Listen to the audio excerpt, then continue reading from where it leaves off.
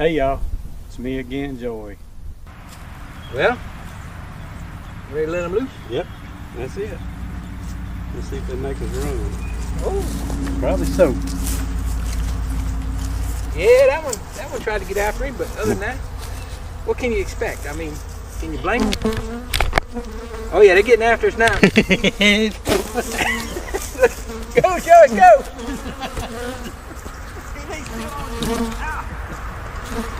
Hey man! They're mad, buddy. I'm gonna get in the truck. You gotta go back and get your camera.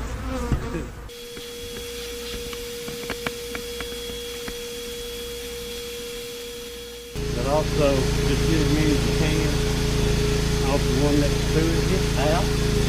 You gotta move forward. Do that side again.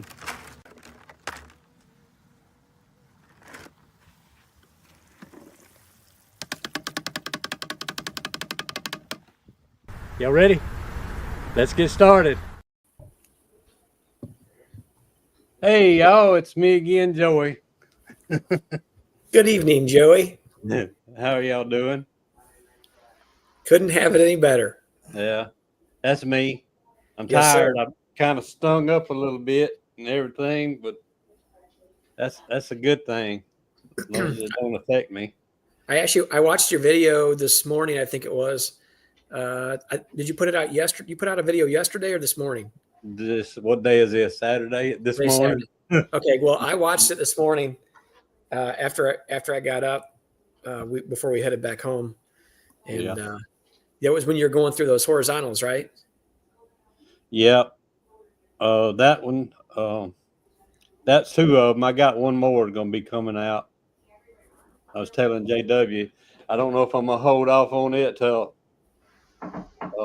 next Saturday or just kind of throw it in the middle of the week, let everybody see it. Because I got one I want everybody to see. It ain't good, but I want everybody to see it. Got to show the good with the bad, right? Yeah. Yes, sir. How about you, Mr. JW? I've been sleeping a lot. Sleeping? He's lying. Watching the temperature and sleeping, huh? Like I said, I've been making mead. I've been making cream honey. I'm just a man of all means. Yeah. I did get in that week Hive today, Tom. They're still kicking. I honestly think they're going to make it. If I get them reduced down, I will wait for to warm up his hair more. Maybe tomorrow I'll put some breed. I'm going to sacrifice a couple of frames to them, I guess, see if I can pull them through. Is that the queen with the white marking that was on the south side of the? Yeah. But like I said, she's not that old a queen. She's last year's. Oh, okay. Yeah. Early last year's queen. I just marked her white. That's what color pen I had in my pocket. And when I went through there, I've done that. As long as she ain't this year's, it don't matter. I don't she's care. not a 5-year-old queen. She just happens to be white. You know, had I known that, or had I thought I think you said that though. Had I thought about that, I should have just remarked her since I had her there, remarked her green. But no big deal. I can do it if I can find her. That shouldn't be hard. Talking about sleeping, Mr. JW, I saw a man that retired just before I did, and I ran into him, asked him how retirement is, and he said, "Man, it's so good." He said, "I set the clock just to remind me to take a nap." Well, I'll tell you, I got up 4 o'clock this morning, so I had a batch of cream honey that I had, the timer was. I've been running 14 hours of stirring them every 30. I mean, I've actually run 28 hours, and my 28 hours was up at 4 o'clock this morning, so I got up. I'm not stirring them 28 hours. I'm going 30 minutes and off 30 minutes for 28 hours, and it came up at 4 o'clock this morning, so I rolled out and bottled all that creamed honey that I had. and I went and started 4 batches of mead. Me and my help my son start 4 batches of mead. We're experimenting with all kind of. I still hadn't tasted that bottle that we got.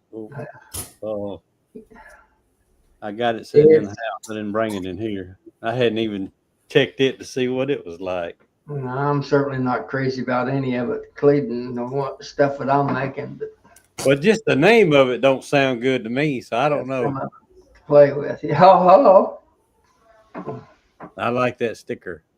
Yeah. Let's see how this stuff tastes. Go turn the light on. It's all right. I know already how that stuff's going to be.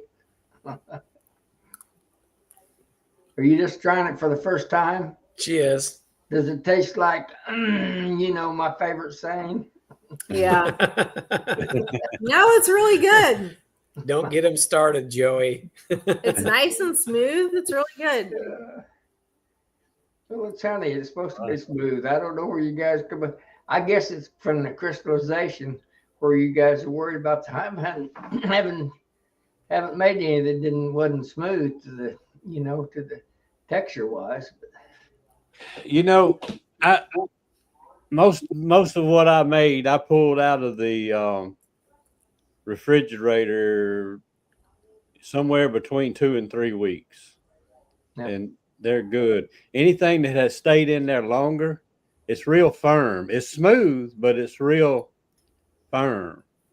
And I think I like the little softer touch. So I'm going to start pulling it out at its 2-week date or 10-day date and see how that is. This is almost the consistency of like a creamy peanut butter. So it's well, that would, it looks good. It's firm, but it's not hard. So it's definitely spreadable. And I would say like the consistency of a creamy peanut butter. Yeah. Good job, JW. I know it. I'll offer him a golf clap. Get you a golf clap there, bud. Yeah. Well, y'all leave y'all's in until you're gonna sell it, right? In the refrigerator. Yeah. It don't get hard. Got it in and out both. When you take it out of the fridge and it comes to temperature, it softens up. The first batch I made, Joy, was more like taffy. It was too sticky. I think I over. Some folks that said they stir that stuff for 3 days. I had my KitchenAid smoking. I took it out and it's sticky, but I gave it all away to people I didn't like. Yeah.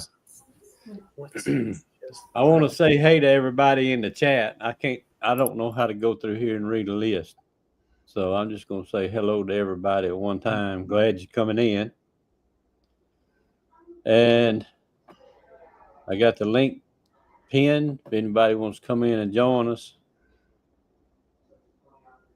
tell us a yarn, tell us the truth.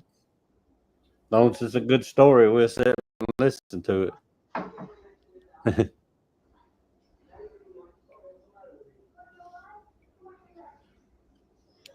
I had a couple of nasties come visit me the first week, Joey. And there was a couple of nasty guys from over on the dirty side of the river, the Mississippi. Oh, yeah. They weren't too bad, but you know how it is when you mess with them dirty side guys. They're all about alike. You let them hang around long, or you just kind of run them off? They stay around long enough to. I was glad to see him go. No, that's not true. We had a good time. I enjoyed him. Melissa wasn't happy for you to send me home. I'll tell you that. She wasn't in a good mood, so she's mad at you. Yeah. It was fun though. I was disappointed that Tuesday was so windy that you couldn't fly a kite. It was that windy. Yeah. It was pretty nasty. Today's the first decent day I've had since y'all was out here Monday, so. The wind finally calmed down? Yeah, it did. Laid down this afternoon. Yeah. Still as a church mouse. This morning, well, we just came back from southern Missouri down in Kimberly City, and yesterday it was still pretty windy down there. Actually, it was not pleasant. It was warm, but it was just really windy. And then this morning it was fine, so it must have subsided overnight at some point. So I was kind of glad to see that go. Hey, Lee, get out of that crane. That would drop you. Yeah. They'll think you're a newborn baby if that crane drops you. He's been working hard. I said a couple of things. I was muted, but I done forgot now. But y'all see that question Eddie has got right there? That's something I was going to bring up tonight. I've never had issues with it that I know about. It's highly toxic to bees, from what I understand. Mike Berry, I wish he would come in here. He had some issues with it in one of his yards last year. And this year, my little backyard hive that sits on the porch of that little shed in the backyard, every day. Now, I always see like winter bees die off, and they really die off real fast when they do. Y'all notice that, right? Is that the way it is with y'all? Yeah, it is here. Yep. They'll almost like dump out all of a sudden, and it's over with in a day or two. But this one little colony here, every morning, there's about 12 to 15 dead bees on the porch and on the little landing board. And when they get to flying, they'll actually kind of dispose of them, get rid of them. But you'll see more come as they get rid of them. And that's been going on for at least, I'm going to say 5-6 days now. And I talked to Mike, and we were wondering if that's what was causing that. I'm not seeing it in none of my others. I'm seeing it in this one. I did have one more that had that a couple days on the porch like that, but it's kind of slowed down. That's the big yellow flowers, Joey. I'm really not that familiar with it. Yeah. Eddie, are you having issues with it? I didn't see if you had posted anything or not on that. Here it goes right here.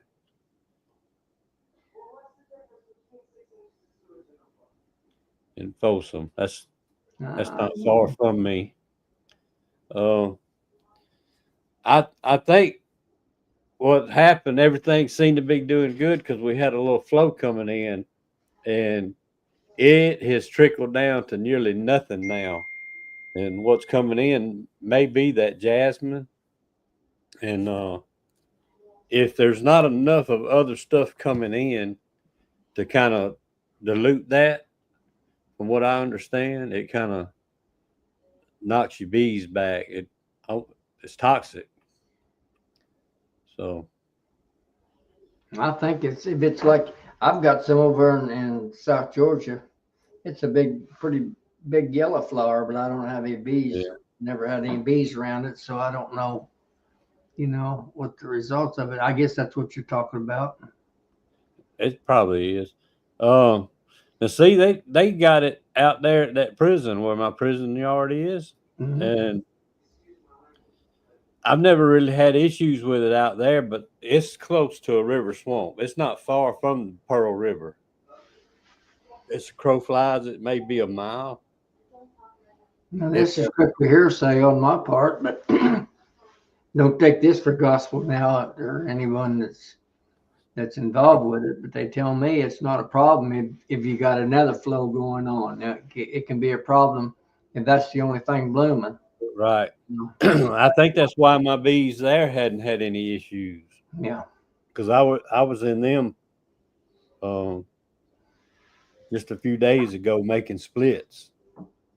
And like I say, I've never had problems with them there because usually when they start, there's other flows, like you said, coming in with it. Yeah. Around that river swamp. So I don't know. Maybe I hope that's all it is. But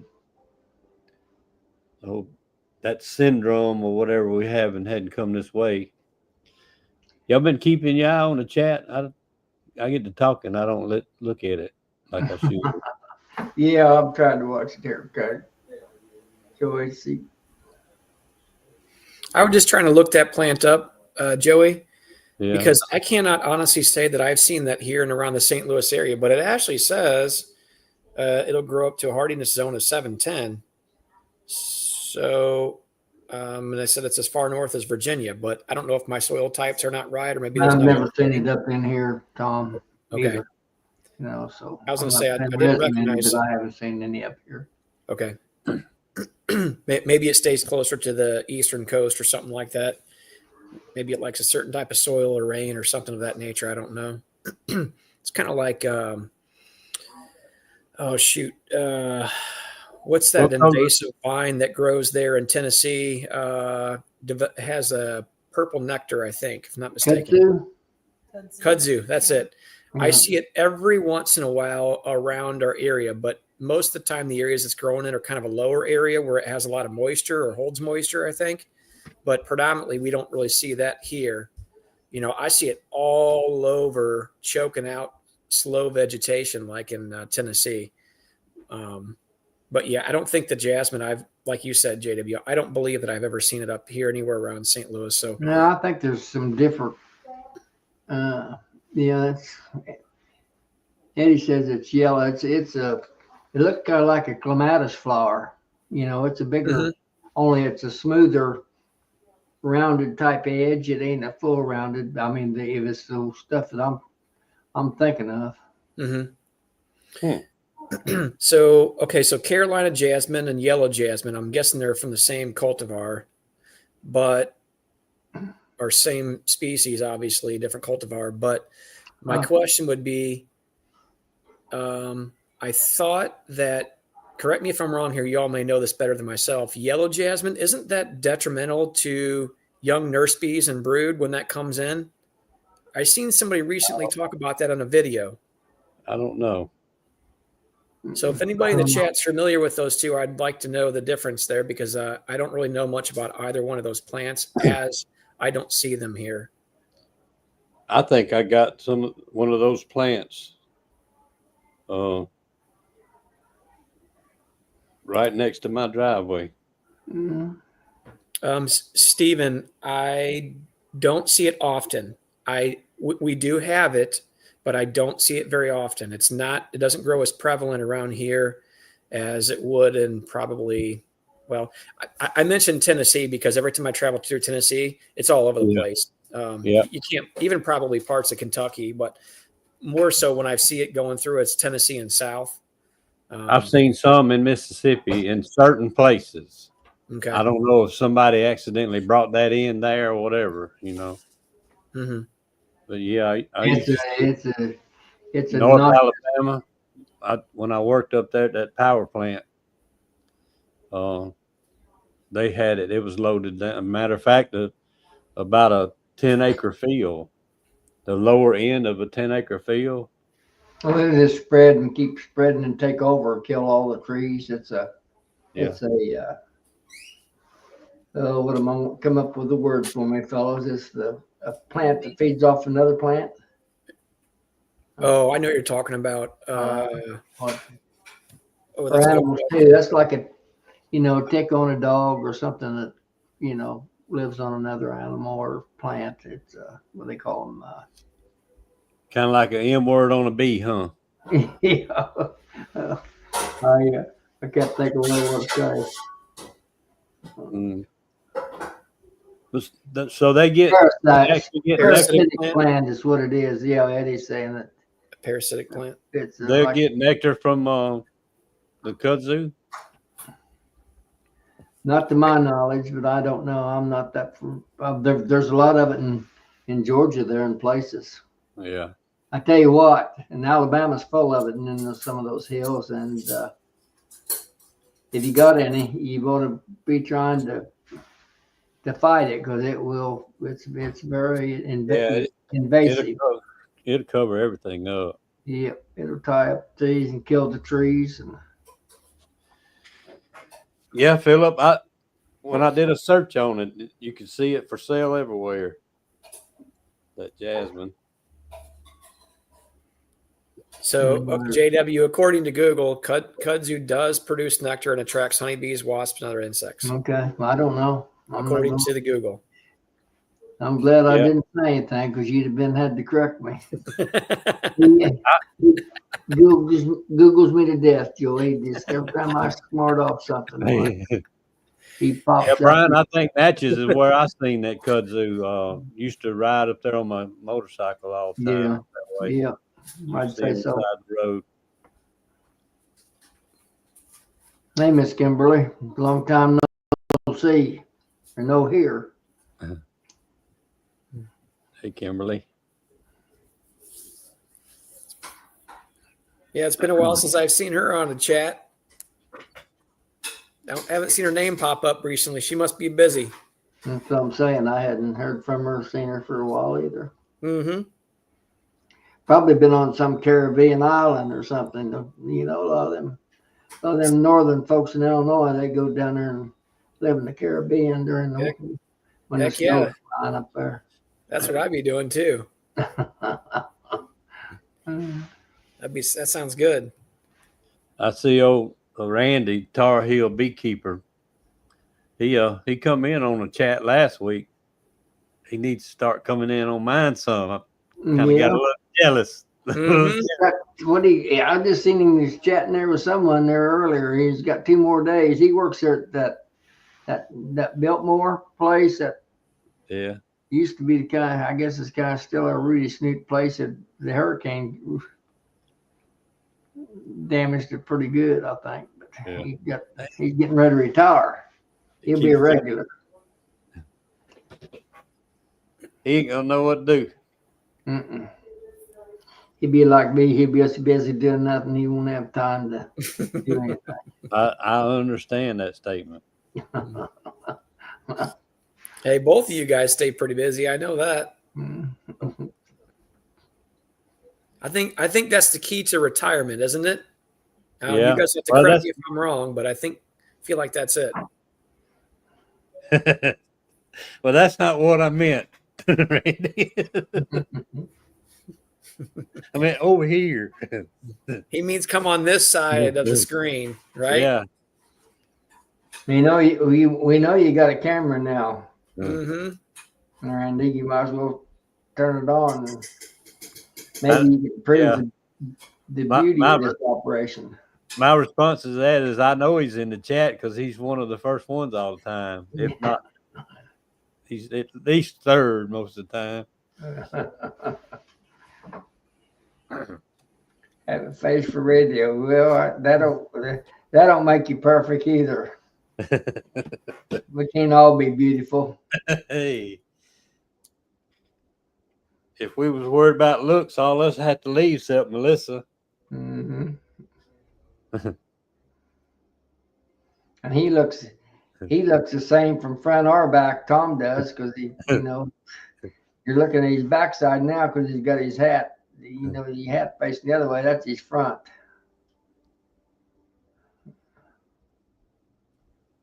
That'd be good.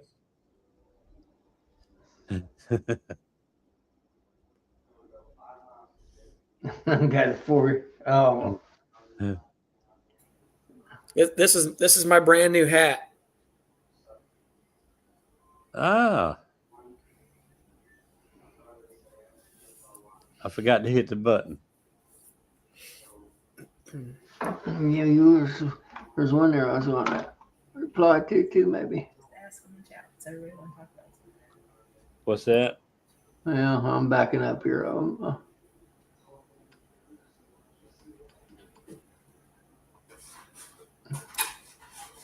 Hey, Kimberly, we're really sorry to hear about that. We'll pray for a quick recovery in whatever her situation is.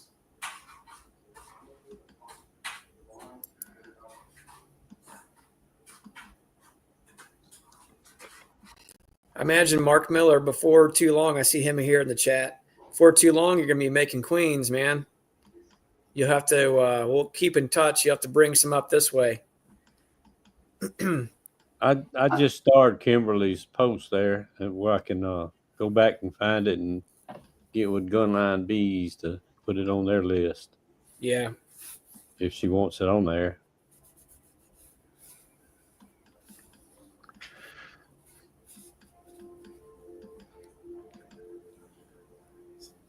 Yeah, Paul, they're picking on me. I don't know what to do here. You know, I'm always the butt end of a joke. JW always picks on me and give me a hard time. Don't be blaming all your ailments on me, huh? You're a big boy. You'll be able to take care of yourself. Nope, I can't. I have to go home. You have a little cry room that I kind of work it out in, and then I'm usually good the next day.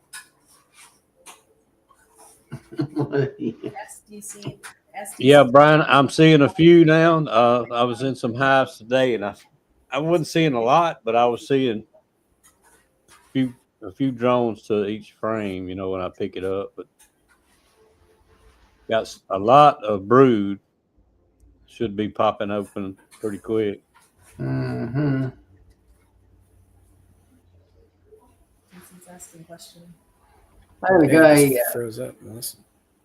texted me this afternoon and asked me if I ever seen bees working a hickory tree. They got a bloom on them, but I don't think bees work them. But I don't know. I've never seen bees work them. I may get corrected on that too.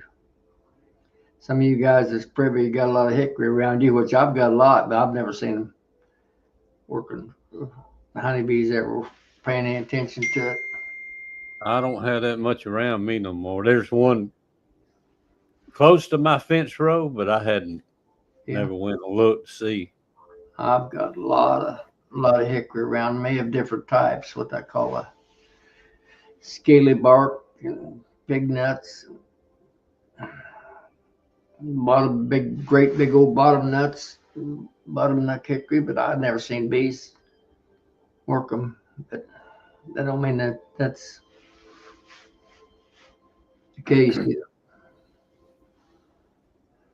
Come in here, Mark. Are you at home? Get on here, and we're going to pick your brain, my friend.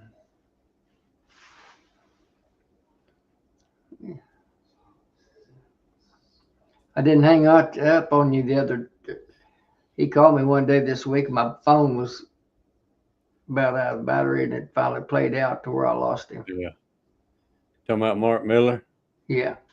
Yeah, I see his little post right there. Yeah.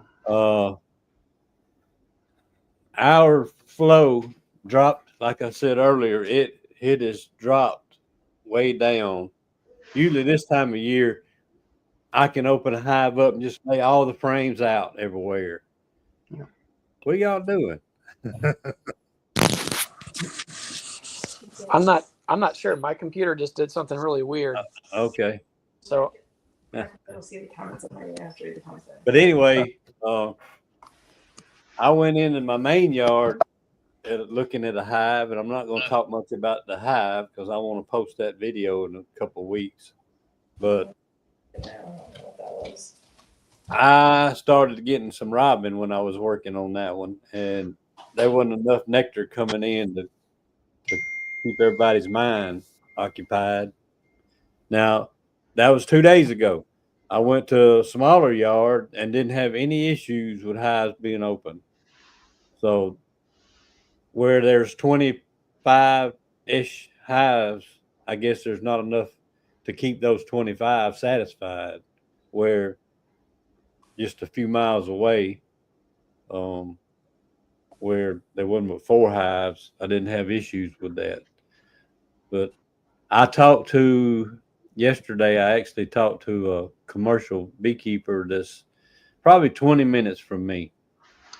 He's actually near my prison yard, and he says we're actually 3 weeks behind. I said all that to say this. We're 3 weeks behind this year in our flow. I am likewise, Joey. I looked again today to make sure I wasn't. See, I keep track of all that stuff. My red maples, the last 2 years, one was the 17th and was the 24th of February. And my maples aren't bloomed out yet. For the first time today, I did have just a little dab on their pollens. Yeah. Spots on their feet, but no, I think it's skunk cabbage. I don't think it's red maple. Yeah. And he also, because I don't have red maple to look at here. I used to be able to see it when I was working. I could see it all around. I had it all around my the tree lines where I'm getting echo. I think it's Tom some way. He'll get it. You got on. But anyway, I used to be able to monitor my red maple, and I can't do it here because I can't see any close to me. But anyway, that guy, which is close to the prison bee yard, he said our red maple come in good and just kind of like shut down. He said he thinks it's that couple of cold snaps we had a couple of weeks ago. Said he think it got our red maple. So He said he think it did. I've never. Of course, your maples may not be as tough as they are up here. They got to be tough to survive, a little tougher. But I've never noticed the red maple, knocking the bloom enough that they didn't have a little flow from it. Not saying they don't. I'm not. But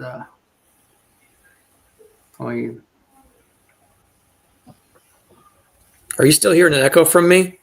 Nope. Not now, but we was.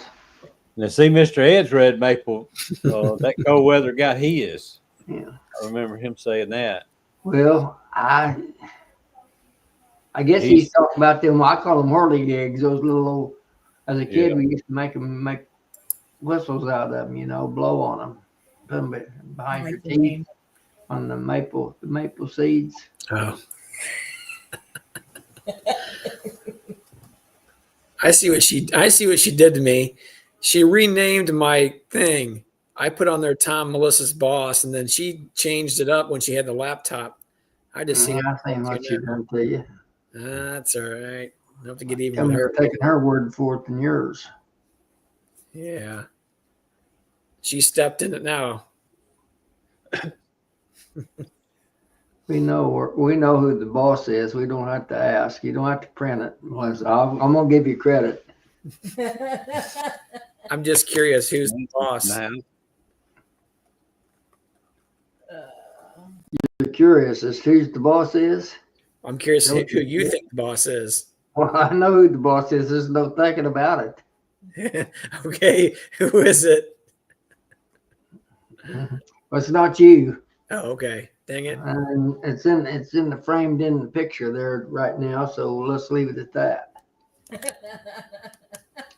Well, they're tuning her out now. He's moving the camera. Yeah. Hey, you've run 5 or 6 businesses. Let me ask you a question. Is being the boss all it's cracked up to be? No. That's exactly right. That's exactly right. Only a business owner understands that. Mm-hmm. THBKPR, whoever you are, you must be in West Texas, because that's what I used to tell people. The only thing out there was skate, prickly bear, and tumbleweed, and horned toads, and rattlesnakes. Rattlesnakes. I've never seen a rattlesnake anywhere around my place. Oh, is that right? Never have.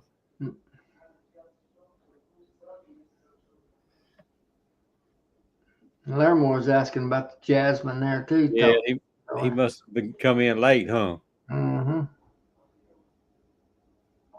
Yeah, we kind of suspicious about it, kind of knocking our bees back a little bit with not enough other stuff flowing nectar.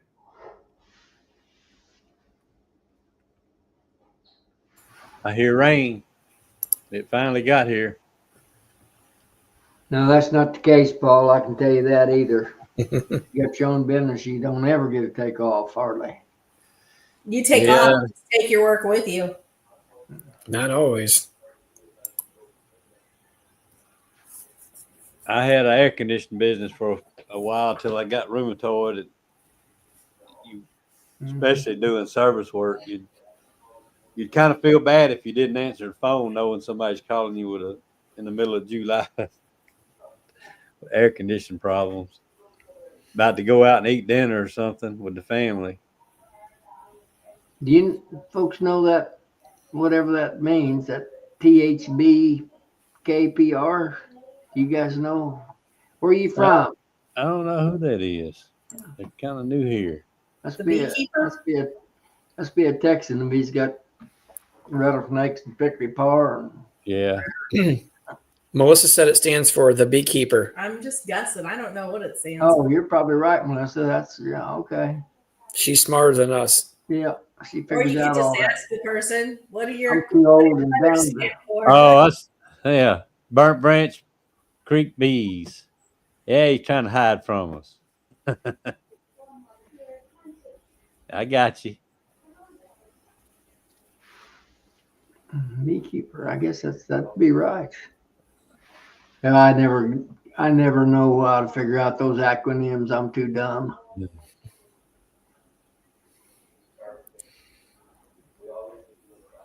Hey, DC had a question somewhere further up the chat. If I can find it, he mentioned something about. Let me see if I can find it here. Oh yeah. Some moisture in his hives. Now, for reference, DC, you are in Washington State, I believe. Yep. Correct me if I'm wrong, but I feel like I'm. Yeah, in Washington. You're on screen for solid bottom boards. I'm trying to find. That was way up there. You may not find it.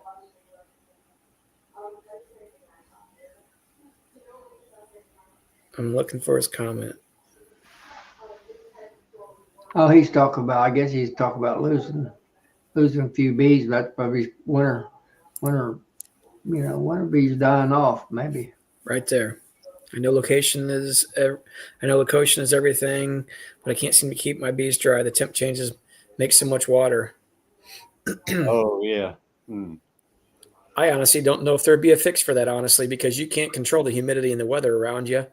Well, is he running screen or solid? So Melissa wanted me to star this or ask about it. She wants to know, are you running solid bottom boards or screen bottom boards?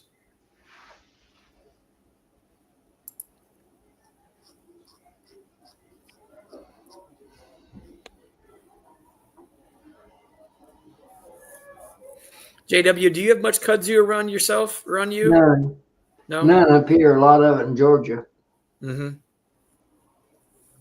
You want to get rid of it, now I'm telling you. Since he changed his name, I'm gonna eat a little bit of his honey here. That's the. I've kept it all refrigerated, and I'm not gonna every bottle of honey that I got from Nobby on some of the trades is crystallized in my refrigerator. Every jar I got. I'm not gonna mention any names. It don't make any difference. But every bit I got is crystallized. I was looking today. I was gonna go through and taste all of it, and it's every bit of it's crystallized. Probably got 12, 15 bottles. Every bit. You don't have a honey warmer? Sugar. Yeah, I got one, but I'm not gonna run in bottles to taste it. I was just gonna taste it. Some of it I've never opened, including yours. Mr. Edge, yours.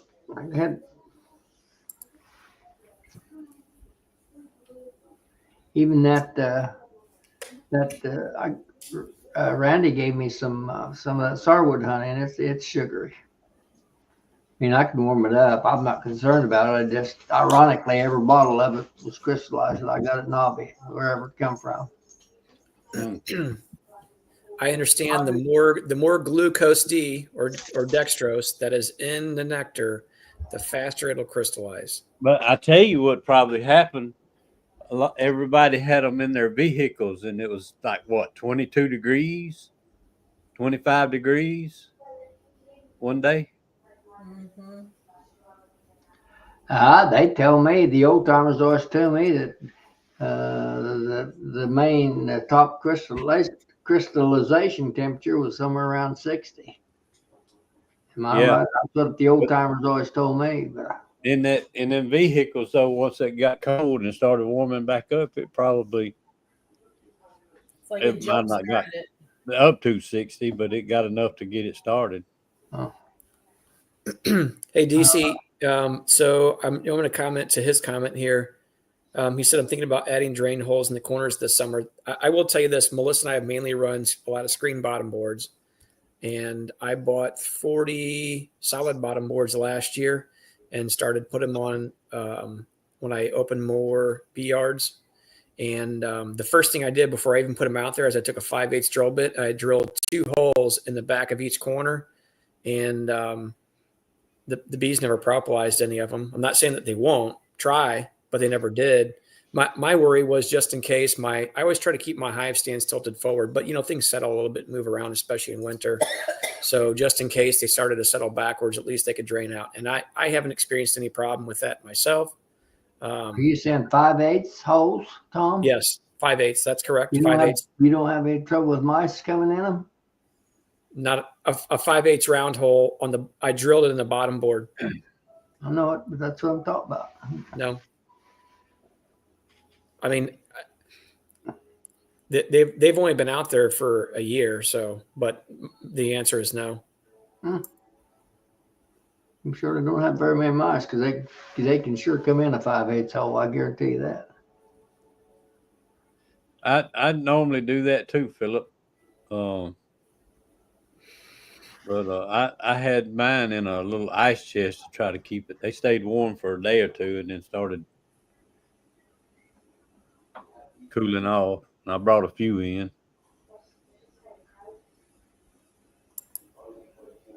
This is what I've always heard with DNA apiaries. Dan had said somewhere around 50 to 60 or 50, 65. Yeah. And who knows? Maybe it depends on a lot of other parameters. It may not be an exact number. It may depend on, who knows? There could be a lot of things, the type of nectar it is and all kinds of stuff. But well, like I said, the old timers used to tell me 60 degrees was the worst time for it. I don't know that. I never kept track of that kind of stuff. Mm-hmm. But it depends on what the humidity, the temperature, the amount of sugar that's in the different honeys at different times. It got a lot to do with the crystallization. I don't have a real problem here with crystallization. I've got some extracted honey that's over a year old and it's never crystallized on more than one occasion. So.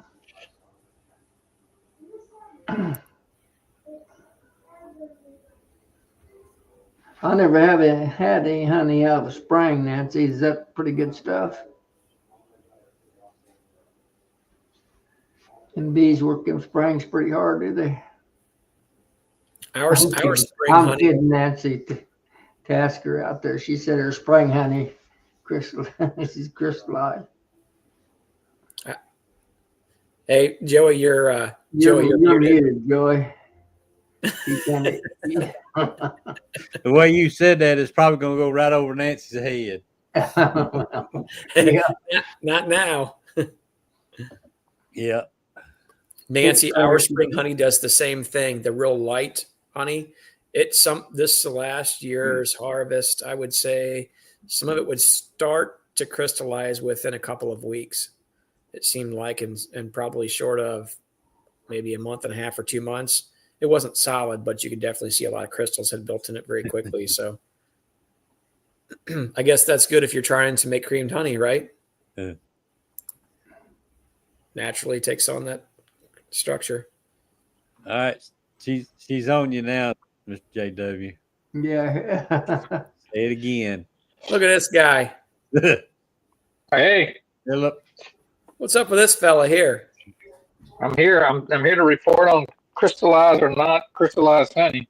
Let's hear it, man. Give us the good, bad, and the ugly. Let's see here. And now some of this is from the year prior because it's creamed, but I think most of this was from this past year. Oh, that's Phil's. Yeah, no crystallization at all in that. That's some good honey, by the way. I'm moving kind of slow. Yeah, Right. Yeah. that's good tasting honey. Yeah. Let's see. Paul said his crystallized. It's starting at the very bottom, just a tiny bit. Okay. Is that the one you got from Nobby? Yeah. All this I got from Nobby. Okay. Here's Maccabees. Mm-hmm. He changed his label, so it's easy to tell this is the newer one. Mm-hmm. That's not crystallized. Nancy said hers crystallized, and sure enough, it's solid. That looks Nancy. pretty though. Yeah, it is nice. Yeah, for sure. Probably. I need to hold on a second. I'm gonna see how. It's the consistency of lip balm. It's pretty cool. Hey, Philip, did you just Still put us tastes down good. inside of a box right now? Because I feel kinda- there we go. We're better. I felt claustrophobic for a minute. I set you kind of on the top edge of it. Okay. Boy, that is good honey. I don't think I'm gonna mess with that. I think I'm just gonna eat it like that. The crystallized is good, but the Nancy's for sure.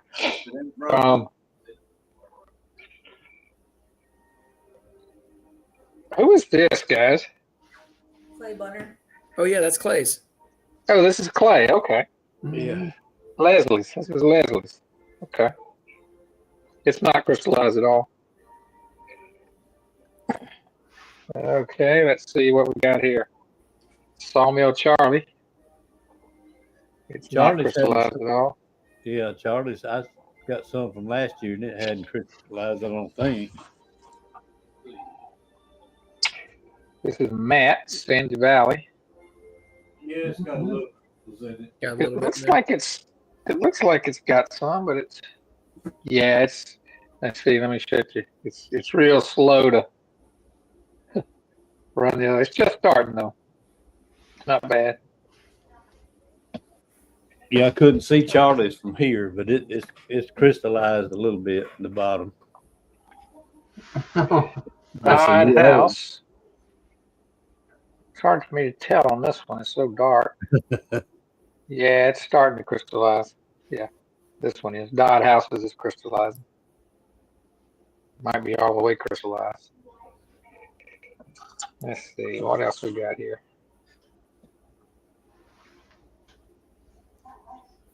Whose is this? Beware. I have no idea. That's It's what's his name? crystallized. Weremouth? What's his name? Oh, Weremouth. Yeah. It's Oh Bill yeah, Weremouth. yeah, Weremouth. Weremouth. Okay, yeah, he was. I got this at the pizza party. He's in St. Charles, isn't he? Was he in St. Charles? He might have been out of Missouri. There, northern Missouri. Melissa's thinking. Weremouth. Maybe St. Todd. Charles. Todd Weremouth.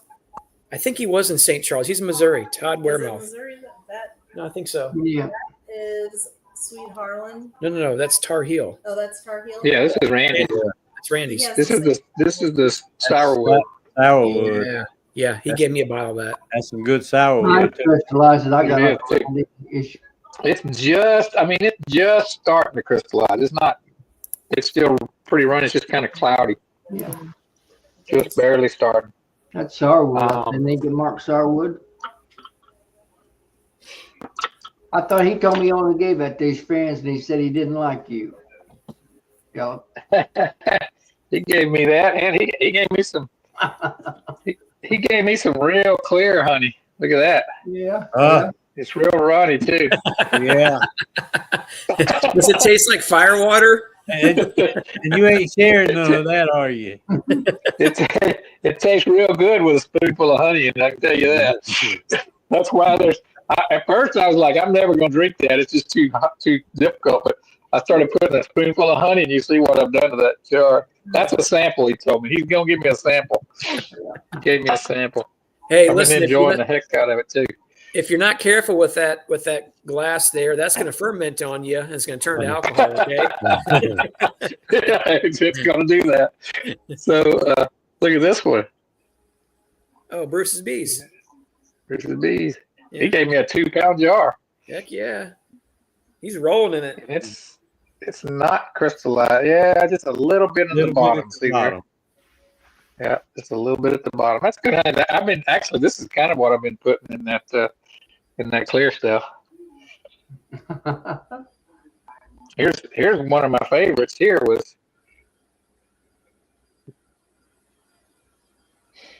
Yeah, I think y'all got some of that, didn't you? Yeah, I got some. That's the. Is that Carl? That's Yes, Carl. yeah. I think this is the award-winning stuff. Didn't this Oh, yeah, place that's right. in You did win. the cream honey? That's the peanut butter. And then they got this one right here. Y'all know what that is. I know one of you knows what that is. That's cream honey right there. Yeah, see that label, number 1. I'm gonna have to send you a label. Put on there. That's Joey. That's me again, Joey's right there. Yeah, I didn't have my labels in. That's all I got here from last year.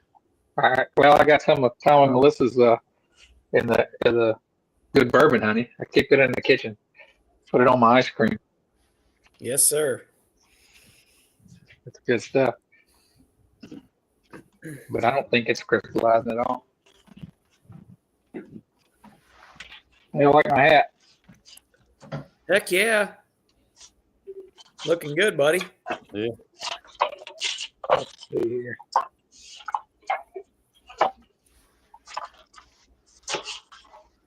That's the stuff. Looks like it thickened up a little bit. Yeah, it's just barely starting to. Yeah. But not, it's just a little, like I said, it's just a little bit cloudy. It's not, Yeah. I wouldn't call that crystallized at all.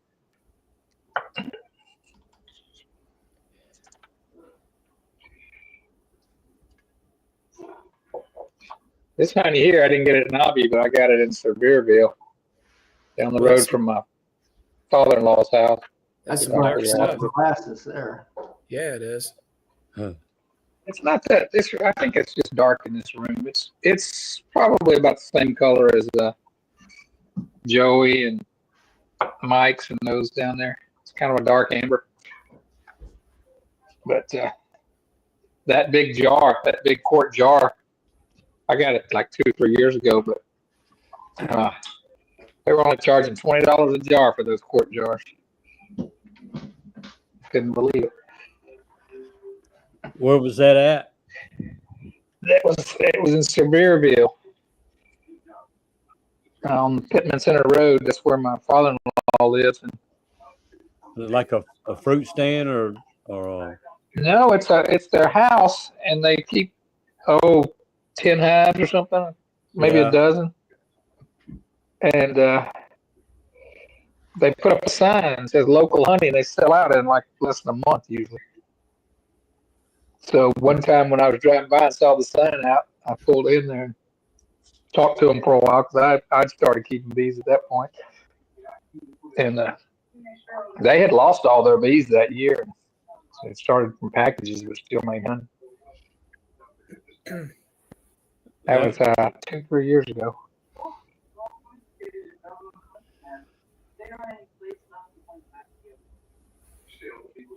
Yeah, I think Bracken's in here. Bracken. yeah, he's in here.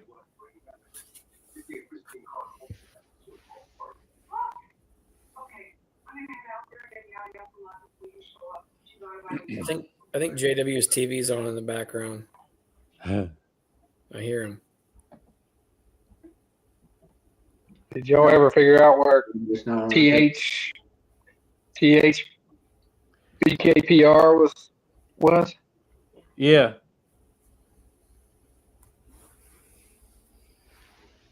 He's in. That's Cisco, Burnt it Branch. says. Yeah, he says Burnt Sam. Branch. I'm going back to the comp. He's in Cross Where? Plains, Texas. Oh, Dennis is in Cisco. That's right. Cross Plains. I don't know where that is. Got to be West Texas, someplace. He's got. Got rattlesnakes and all that. Well, no, I hate that. Rattlesnakes, horned toads.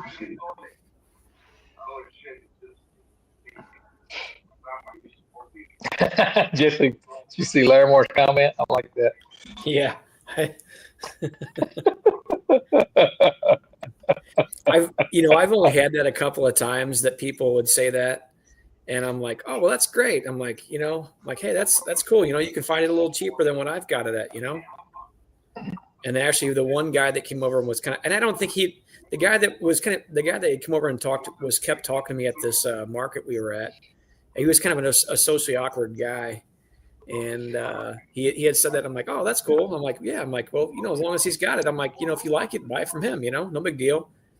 Later on that day, he comes back and he's like, oh, he goes, I want this, that, and the other. And I'm like, well, what happened to the other guy?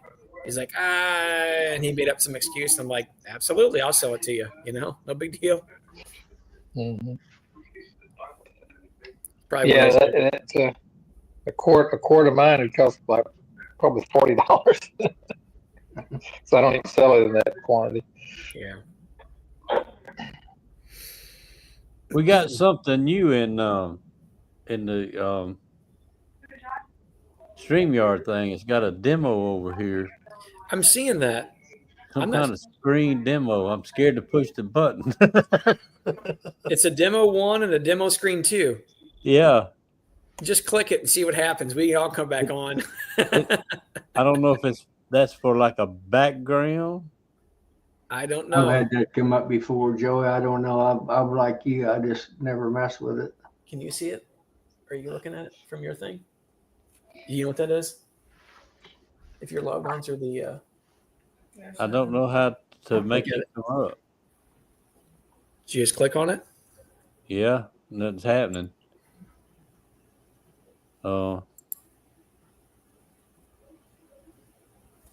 If you click on the 3 dots, it says rename or duplicate or delete scene. I'm not sure what that is. You know what that is? Mm-mm. I tell you what. Let's see. No. Nope. Now Tom made you a second one. There. We're going to be calling mute buttons 3.0. Yeah. We'll scoot that screen over, see what that does. Do you still see it now, Joey? Yeah. So you can hide it. You can hide it. Okay. Go to the tab halfway down and you can hide it. I'm not sure what that is. It says show scene panel. Oh, there you That's You talking interesting. about the delete screen or what? No, there's a little arrow. So if you follow that, you'll see a little bitty arrow. But look down below demo screen 2, just to the right hand side. There's a little bitty arrow. It's basically like a tab, and when you put your cursor on it, it'll say hide scenes panel. I'm not seeing none of that. It's a little bitty tiny arrow. Now on the demo 1, when I run my mouse over it, it works and everything, but you can only rename it or duplicate it, or delete it. But the one on the bottom, it says show on stage. Mm-hmm. Yeah. Did you hit show on stage? See what happens. Okay, y'all hang on. Here we go. We're going for a ride, everybody. Well, that's all it is. Probably you can put something in that demo scene, maybe like a picture or something. I'll have to give that a try. What if we try to load a picture on it? I don't know if you can. You don't think so? It's not I even- can't figure out how to get it off the screen. Oh, whoops. You just Oh, gotta there you go to the bottom and read. It's Yeah, just, I that- guess, one of those. okay. I guess at the bottom. It turned the screen, the background black. Oh, you mean on Philip? No, it changed the background, I guess. It looks different. Oh. Yeah, on mine it does. Oh, well, hold on. Here, let me do this. There. Oh, I see what you're talking about, Joey. You're Yeah, saying that in It must between. be like a new Yeah, this background. one's blue, didn't it? All right. Oh yeah. yeah, there you go. Yeah, it's the background. So one's Okay. blue and one's black. One blue, what's black? You like the blue or the black better? Vote Probably the blue. now. He likes the blue. I didn't know it ever changed because the background I normally use is blue. That must be what it did. It took the one I had and called it Demo 1. That could be over there on the banner side or something. I don't know why it's there. Anyway. All right. Back to the show. Back to the show. Oh boy. Hey JW, you're in the way. Duck your head. How's Hey, that y'all. for a beautiful It's Joey background? again. I got y'all topped out there. Well, look who it is here. Look what the Hey, cat Mark. did. How are y'all doing? We're good. Hey Mark, we couldn't have it any better. I hear you. Life is It's good, kind of right? cool today out there. I thought it was going to be warm, but it didn't get warm. No, I didn't hear either. It's been a nice day here. I don't know what temperature it was, but when we went live, it was 70. Well, that'd be warm to me. Yeah. You round corners. Mm-hmm. Yeah, it got up to like 50, but it seemed like the wind was out of northwest and it was cold. So I didn't get in the bees. I wanted to, but I didn't figure they'd be too happy. Well, you're monkeying around with my phone, lady. You're Trying to not, jack stuff muted. I had some bees upset with me today, and it wasn't cold. They were telling me I'd been in there too long. Yeah. It's been kind of rainy. It's been rainy here today.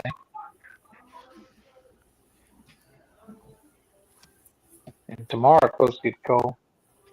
Or actually Sunday morning. Or Monday morning, I guess. Sunday night, Monday morning. 36 is what it said. Yeah, I think we're supposed to warm up next week. It's going to be pretty. I hope, anyway. They's bringing in some pollen today, but they weren't just really getting hard at it. They were doing what they could. See. What do you think that is down there, Mark? You know? Like this one. This one. It's yellow. That's all I can tell you, JW. It's yellow, kind of a pale yellow. Real pale, yeah. We're all Yeah. I'd say skunk cabbage or maybe some starter red maple. Mine just barely got a little dab. What he had it on. tropical summer. on the legs. No, Yeah, blue, like- ocean blue is what he had on. All right. We'll see. Let's see if he notices. Shh. So I stayed in the shop and painted today. So I've been playing painter. Can have some background music. That's what they make women for, is that painting. Yeah, right. Uh-huh. Mine went shopping. It was like, give me some money, I'm going shopping. Okay. Bye. That's the reason I dip all my stuff. I hate to paint, and I can't get anybody that will for me. So Yeah. I just,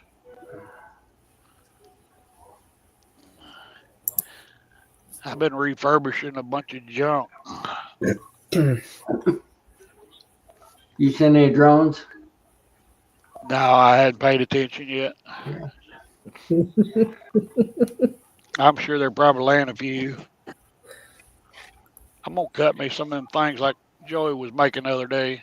Stick in there. Just a half piece of foundation in there.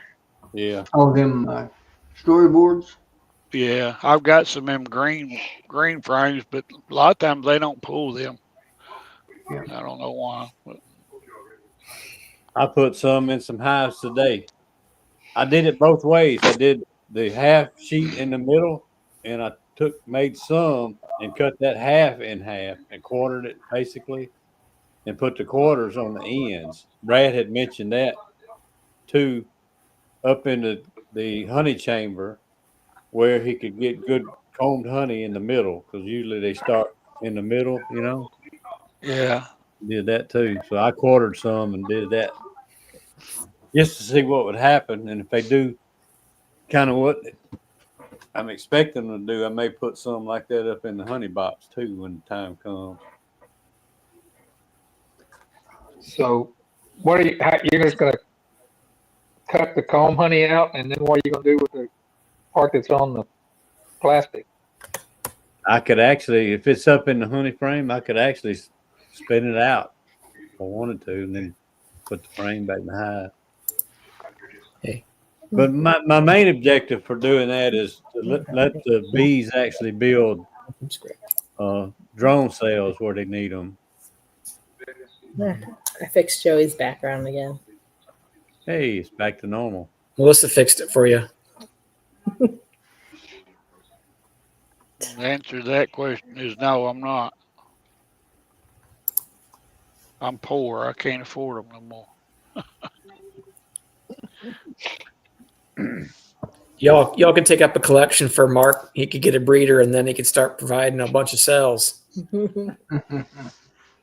We'll have to talk to you, Mark, about getting some cells up here if you're still talking about delivering that 1 or 2 queens that were coming up. Yeah. We can make it worth your trip. I'm gonna hook you up. If everything goes right.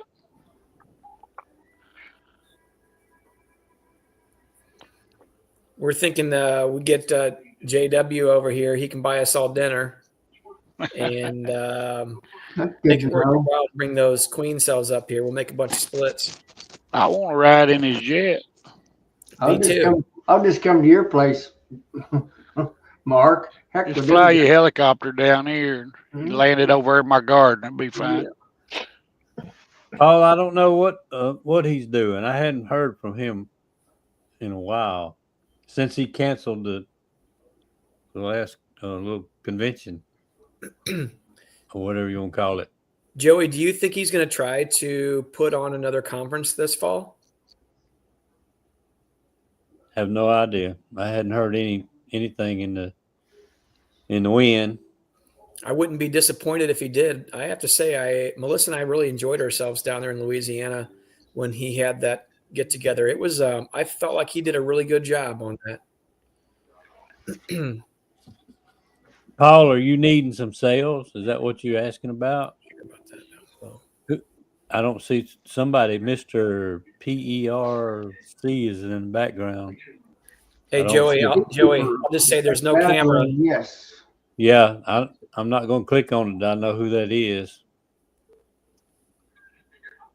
This isn't, I mean, do we need our video on to ask questions? You need your video on to join the chat on screen, yes. But if you just have a question, you can type it in the chat.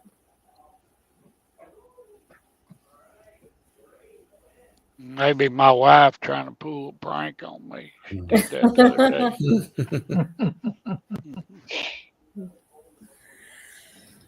Who is that? I'm not sure. I can't see the comments.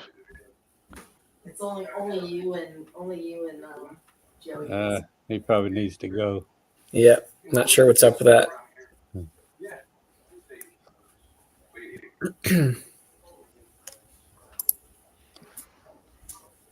I didn't see the name. Funny, boys. I thought that was my twin brother. Hey, you're lucky we let you on here, buddy. I'll admit to that.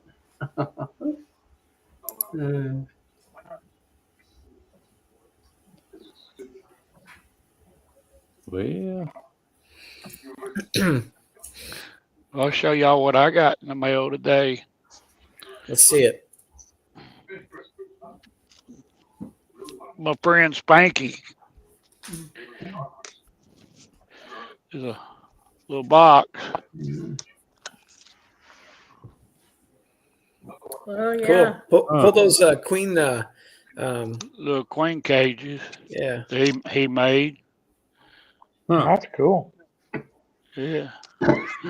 Oh, they're really nice. Holds 20. Mm-hmm. They sit down in there and they don't roll around. It's got it ventilated. Nice. Got it ventilated good. That'd be nice for, especially carrying them out to out yards, you know. Oh yeah, little transport. Queens, whatever. Yeah. And he sent me some of his little traps we're gonna try out. now This put a 2-liter bottle right there. The beetles go in here and they can't get out. So we're going to try to catch them on the outside of the hive. Yeah. Huh. Interesting. Yeah, I thought that was pretty cool. And he sent me some honey and stuff. I got all that in the house. Thank you, Spanky. I didn't see. Was he in the chat? I didn't know. I didn't see him. Maybe he was. I can't see the chat, so I'm on my phone. So whenever Matt and I were over at JW's place earlier this week, we found a couple of hives that down there were worthy of queen rearing, actually. So You have a lot of brood in them, or? Well, one of them in particular, and I'll tell you, for the time of day that we were in there, and it wasn't extremely warm. Matt and I went through and JW and took a bunch of notes, marked. I don't even know how many queens he marked, several of them, and just did an assessment on everything. Well, everything that we got to that later that evening, I guess I should say, and they were all looking pretty good, and. Like that queen had just started working maybe 7 to 10 days before that, but one of them in particular had a few frames of brood in there, and that colony looked amazing. Like that one, you're going to want to split. It's going to that colony would definitely swarm before the honey flow really kicked in. So, and they, again, for the time of day that we were in, which was late in the afternoon, a little bit breezy that day and not crazy warm. They were actually pretty tolerable. I don't think I actually took but one sting in the hand. That entire time. Cool. So maybe something that has to produce a few queens out of, Yeah, I'd go ahead and mark that one hive. I mean, if you want them to build up quick like that, I'd go ahead and mark it now before you start splitting and everything, then forget which one it was. Yeah, we know which one it is up there. But we were talking about going over there and maybe building a queen starter finisher and putting some grafts in. I mean, we're not going to do that yet. That's obviously way early for that to happen, but maybe about a month, 5 weeks, see what happens. Yeah, last year I think I started on either second or third week of March, or last year now. The year before that. I was just looking at pictures, and we had like good brood in February, the end of February last year. Yeah. Yeah, I mean, everything was early last year. I think the year before that, I started grafting on April 1st. And then the year before that, it was April 1st. But I don't remember it any further back than that. Mm-hmm. This year, it's probably gone. The last 2 years at my place. 3 weeks between 23 and 24 spring flow. I'm already 3 weeks behind. Yeah, it's going to be at least the 1st of April, maybe later before I start. The only thing I can say is if we are kind of a little bit late, or maybe we're at a normal point in time in the year this year and not early for a change, I don't know.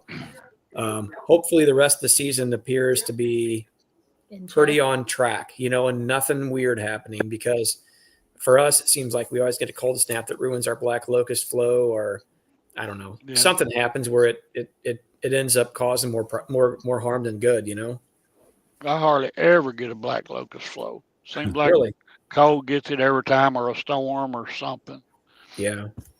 I hardly ever get a flow on it. We didn't make much last year. I think we only made like 20 gallons, so that wasn't all that much to speak of, but we separated it. Hi, Matt. Hey, now. How's it going, Mark? Philip? What's up, Matt? Hey, Matt. Tom, how's it going? What's up, Good man? to see you, buddy.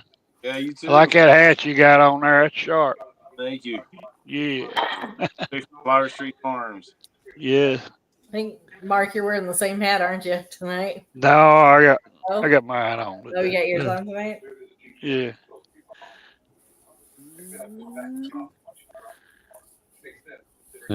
Yeah.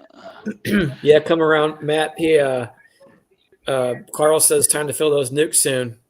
Yeah, you got that right. I was actually got in about 30 hives today, and they're building. You know, they're building. They're starting to draw a little bit of wax right up there on the feeder shim. You know, from the top bar to feeder shim. So that tells me they're on the expansion mode. Let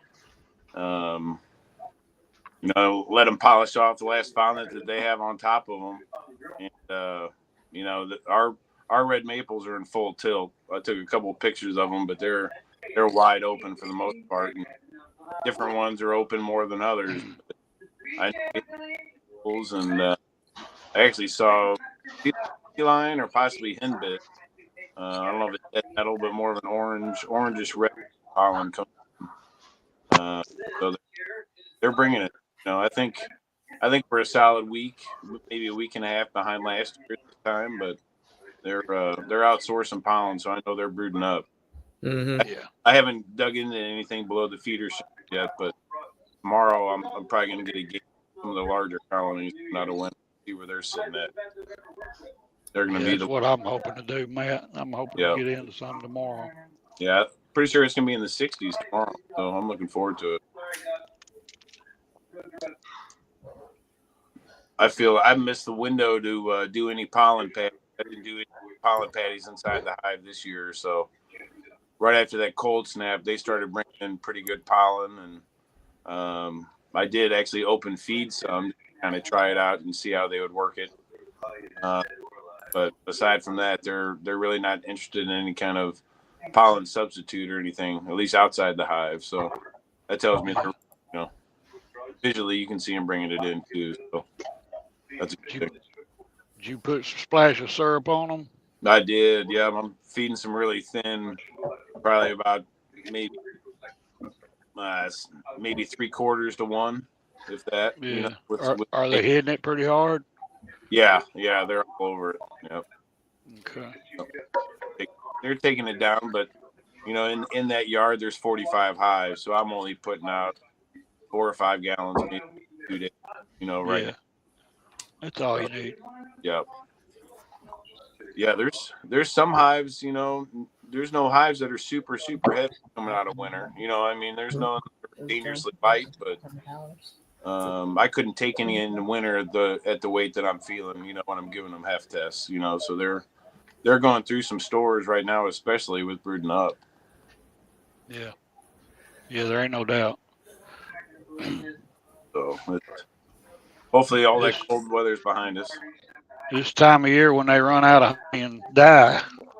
Yeah. I always feel like we'll get a snow first part of April. It never fails. Yep.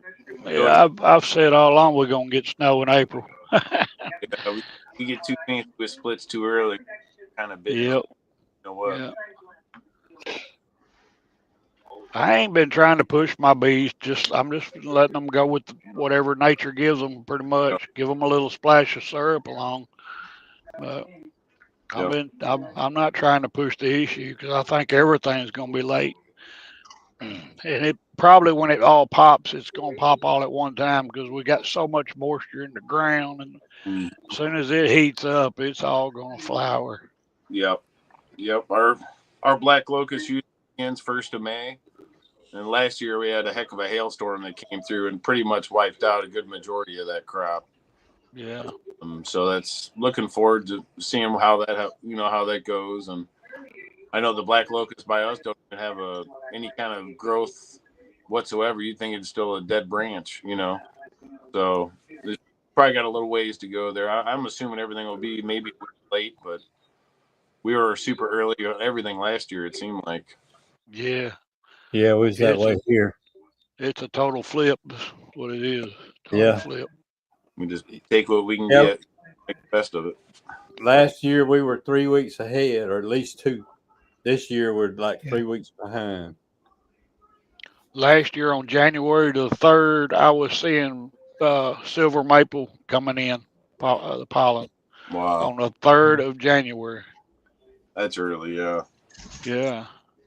So nothing like that this year because it was 70 degrees here then, Mm-hmm. Yeah, that's Tom had mentioned we went over to JW's and kind of went through some of his bees, and they're all in the brood up too, for sure. That's the biggest I've gotten into any hives this year. They're just helping marking a few queens. I was impressed. You know, a lot of his are Carniolan, more Caucasian, and you know, but some of those we saw to about 2 frames of brood average, and backside of that pretty well laid up with eggs, and it's a small brood, so they're on the ramp up, and I think we're at least a week, maybe 2 weeks ahead of JW, at least where we're at here in Hillsboro. Really? So I don't know if he was asking somebody in the chat or what, but I saw this question. Mike's asking, what is your sign to start pollen patties? That's not a question for me. Philip, how are things down there for you? No, me, I don't feel pollen patties. I feed them if I think they need them, but. Yep. Yeah, I don't feed them either. I just feed syrup. Melissa and I use pollen patties, but we only use it for a purpose, a specific purpose, I should say. So in Missouri, we have a pretty good diversity of pollen that flows fairly well, mostly from the early spring, from I would say late February, generally through sometime in June, with the heaviest being somewhat in the center of that, obviously. But we get a lot of seesaw temperatures that bounce around in the early spring. Sometimes you get 2 or 3 days of rain. Sometimes it'll be too windy. Sometimes it'll have cold snaps that could last 3 days, 4 days, 5 days. So we put the pollen patties on after we start to see the first signs of pollen start to come in naturally. And then we'll put, I don't put a full pound on, and I usually put about a half a pound on larger clusters. And we just use that just to bridge the gaps. Again, when the bees don't fly and they can't get it, whether it's a rainy day, a cold day, windy day, whatever that might be. And we're just using it to bridge the gap. So I don't use a lot of it. And that's the purpose in which that I use it. But again, like I said, we have pretty good pollen flows here. So it might really depend on your area and what you're trying to do. I would say that I don't try to stimulate the pollen, or I don't use pollen early before our pollen starts here naturally, because I don't want to cause them to stimulate them enough to start brooding up too early. Because if we get a large cold snap and the cluster is not big enough, and we've stimulated to run 2 or 3 frames of brood, and they can't thermoregulate that and reach the food frames, much like Mark Miller showed, I think it was about a week ago, if I'm not mistaken, he showed where there was plenty of frames of food up there, but because the bees had, the cluster size compared to the amount of frames of brood they had, they couldn't cover the brood and keep it thermoregulated, and they couldn't get to the food for that long cold snap that he'd had at that point in time. So that would be my only caution to people. And I'm not saying Mark did this, and he didn't do that intentionally, just something that actually happened, but I was using his as an example. Yeah, that happens to everybody. That's one of them things you walk by and you pick the hive up and say, well, they got plenty of weight, and you move on. Yep. I actually cleaned them 2 boxes out today, and that bottom was full of pollen. Wow. So they had pollen in there too, Good. So yeah. It is what it is. It happens. Yes, sir. Happened to me many times. Yeah. Now I use pollen like on my builders, my cell builders. I'll use some pollen, but it's not necessary. You don't have to do that. I just do it just to give them that little extra. That's about the only other time I use it. Yeah. Mark, if I wasn't trying to rear earlier brood frames and I was just focusing on honey production here, I probably wouldn't use it, only because I feel like that if you overstimulate them too much to build too many brood frames before that nectar flow starts hitting hot and heavy, they'll swarm before it even hits there. So, you have to be cautious. You have to watch that, because it's a action and reaction sort of thing. So it's really something, Tom, that if you push and you trigger that, you're triggering it so hard, no matter what you do, you can't stop it. Even if you break them down, they're still going to swarm, because they've got that in their mind, and they can't. You've done triggered it so hard in them. See? You have to be careful about that. Absolutely. You watch those videos where guys are going through their bee yard with a wheelbarrow and basically a shovel, and just getting a big old a big old cloud and then putting it on top of their hive. You know, I don't know how they get away with that. It looks like they're putting on 4 or 5 pounds of pollen patty at once. You know, just like, Yeah. man, not here. Not, you know, I just wouldn't. We don't need to do it, but it's, you know, come with that. There's a lot of feed that has to happen with that, or you know. Yeah, the area I'm at, it's just so much pollen available that I'm constantly fighting pollen frames, you know, being pollen bound. So why would I want to feed extra pollen? You know, it's catch-22 there. You know, every area is different too. Yeah. You know. Yeah, every location is so different. Hey, Mark, I think this question might be for you. Do you add pollen patties to cell builders to ensure hyper nutrition? Yeah, I do actually. I add amino B, and that boosts the amino acids, and it helps to create more royal jelly. And I feel like it does help. Mm-hmm. Plus, I do put the apis in the patties too, on top of real thin sugar water. I'm feeding them too, so they're getting everything that I can possibly throw at them when they're building cells. Mm-hmm. The kitchen sink. That's right. Yep, everything I've got. And I'm hoping Mother Nature's providing 10 times that. Yeah, you know, right. I'm looking for multiple pollens coming in, just all kinds of different colors. That right there is the frame that I want to put in there. Lots of different colors, fresh coming in. And I'll tell you another little trick that I found last year. Cut you a hole in that pollen frame. Just cut you a hole right in the middle of that pollen frame and watch them. They're coming through that hole. They love to come through them little holes, you know. Put your cells, your pollen, and then have that hole. And it's amazing because you'll get so many more bees feeding your cells through that hole for some reason. They just pile up on it. I noticed that in feral colonies, they'll have communication holes like that all throughout, you know. Yeah. Different time, wherever they see, you know, most efficient hole, they're going to put a hole there. Right. Yeah. They just pile up on themselves, you know. I thought that was neat. I noticed that by accident. You know, I had a big old frame of pollen. I had a big hole in it. I thought, well, I'm just going to use it. Open it up, and there's just piles of bees on themselves. Yeah. I think that's a good tip right there. Well, I mean, why wouldn't it? Funnels. Yeah. You know, like putting your cells right there to enter tram to a freeway. You know, you get more traffic. Right. Yeah, you're opening up the line of traffic, basically. What it amounts to.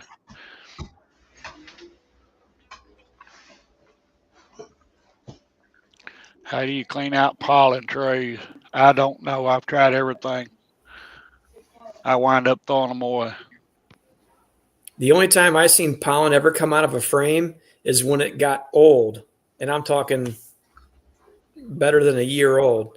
It must have shrank up after they made that bee bread. The moisture dried out of it, shrank up, and it was falling out. It was an old frame that I got in some nukes that I bought out of Georgia. They were a crap frame. They were old and they had old pollen in them, and I wasn't happy when I seen it. Somebody gave me a not good frame, and there was a handful of them in there. Yeah. I've tried washing them out with the water hose and all that, but it's a mess. It don't work very well for me. The only thing I could say is if you have other hives that are in there, you're going to make a split. You can take one of those pollen frames out. That'd be the best thing to give to a split is a full pollen frame. They need that protein. Yeah, but you have to be careful down here. There's hive beetles. Mm. Yeah, they don't. It's a small split, you know. Big enough population to defend all that nutritious pollen. I'd be in trouble maybe here. Yeah. Put an extra shake of bees in there. Make sure that frame's covered. Yeah, you want to make that split strong. Yeah. I can imagine anything you try to do to get it out, you're probably going to damage the comb anyway. So if it's a problem, either utilize it in another colony or hold it back. You can freeze the frame and put it back in if you get into a dearth period and they need it. I don't know. I don't either, Tom. A lot of times I just throw them away. I don't think we probably get the same pollen flow that you get, Mark. I've never seen my colonies get completely, stacked up with that many frames. They come in heavy at times, but they tend to do a pretty good job of using it for the most part. So, yeah, I think a lot of mine comes in fall. Oh, okay. The bulk of ours would be spring. We get some in the fall, but it's hit or miss. It kind of depends on the dearth that we're having. Seems like, but I've never tried what Rodney's saying there. Yep, no. Yeah. Sometimes you have to weigh, though. Is it worth the time to go through all the work to do this, or just pop out that frame and start over? Yeah. Especially if it's an old one. That's right. Yep. I would say if you have the resources or have the hives to do it, and they're in a comb building state, sometimes I'll sacrifice my honey production on that colony, and I'll throw in an extra box of frames, or I'll checkerboard some stuff in, and I'll pull back some frames and freeze them and hold them back for a split that I'm making, or whatever. I can always use more comb. But I mean, if your goal is to produce honey and you're on honey production, that's going to take away from it. So a little bit of a give and take there, I suppose. Yeah, don't leave them frames in your shop because I do like them. Yeah. You'll walk in your shop, and if you got cats and stuff, will be strode everywhere where they've been chasing the mice. Yeah. Steve said it best here. Oh. Hold on, wrong one. I like that comment better. He says an hour and it says $1.25, $1.50 isn't worth 30 minutes of frustration. That's right. I would agree with that. I get enough frustration walking around here trying to find a tool that I need. I like Calvin's comment better. Melissa wants me to throw Calvin Shaw's comment back up. I think that's more important. Reminder for y'all. Hey, Calvin, I love you to death, but we're going to have to agree to disagree there, buddy. Ain't that right, JW? Huh? This comment right here, I said, yeah, I love him to death, but we're going to have to agree to disagree on that comment there on the screen, right? Don't be drawing me into that. Hey, you know the club that we created? Stand up. Let's hear it. He's trying to accuse some of us of being smart men. You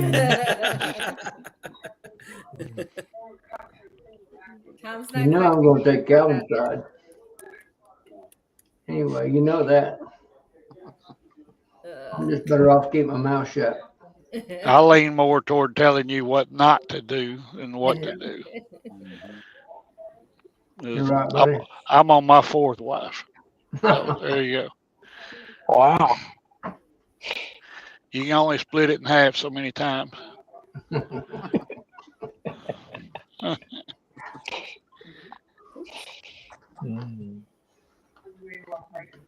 Philip, how are things down south?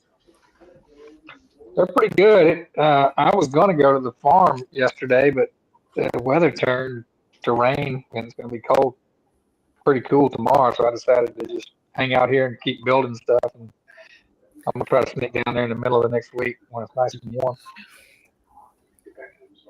But I hadn't been in any bees in a couple of weeks now. So I don't know what they're doing. I went to see my mom last weekend, so I didn't get to do anything. How is your mom doing, Philip?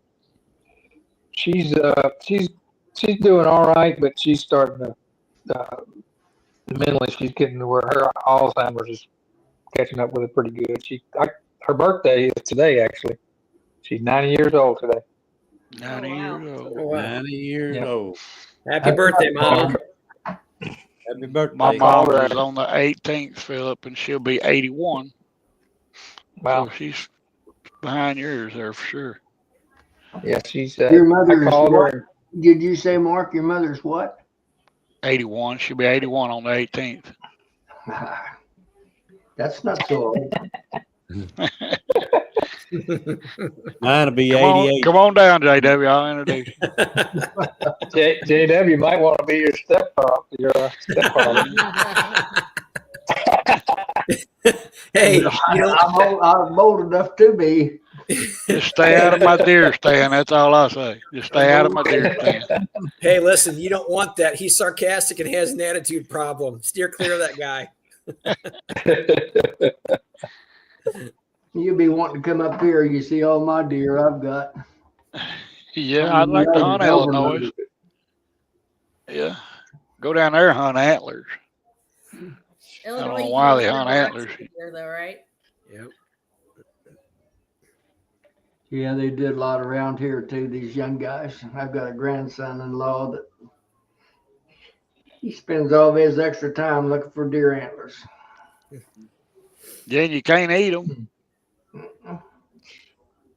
Yeah, there's no good recipe for those. No. I've got them laying all around here. All they do is get in the way. Just junk. I mean, do more than get in the way if you get one on a $2,000 tractor tar. I can tell you that. They get Yeah. Pick them up. I've been there When that- more than once. My daughter's pit bull comes over, I give them to him for chew toys. Yeah. He likes them.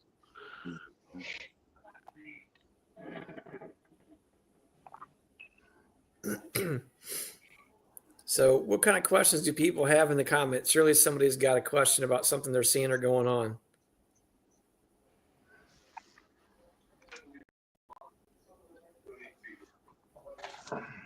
That North Carolina conference was this weekend. Did anybody go to that? Oh, yeah.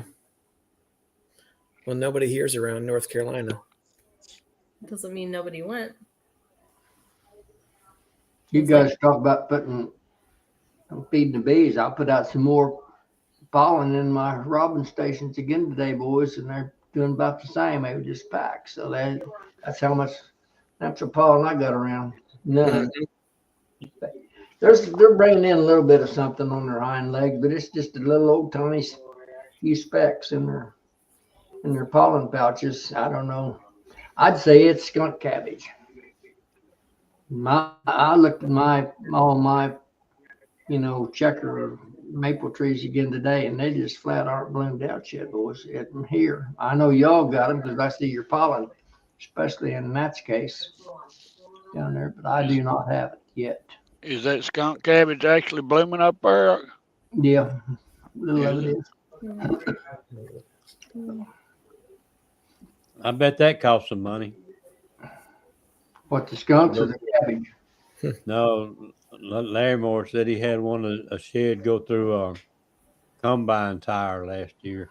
I've had them. I've had more than one go through, not combine, but tractor tires, and them deer love to play in those waterways. It's out in these fields in the grass, and that's where they'll shed them horns. A lot of times you mow in them waterways, the best way to get them. I've run 2 or 3 $12,000 to $2,000 tractor tires on deer horns.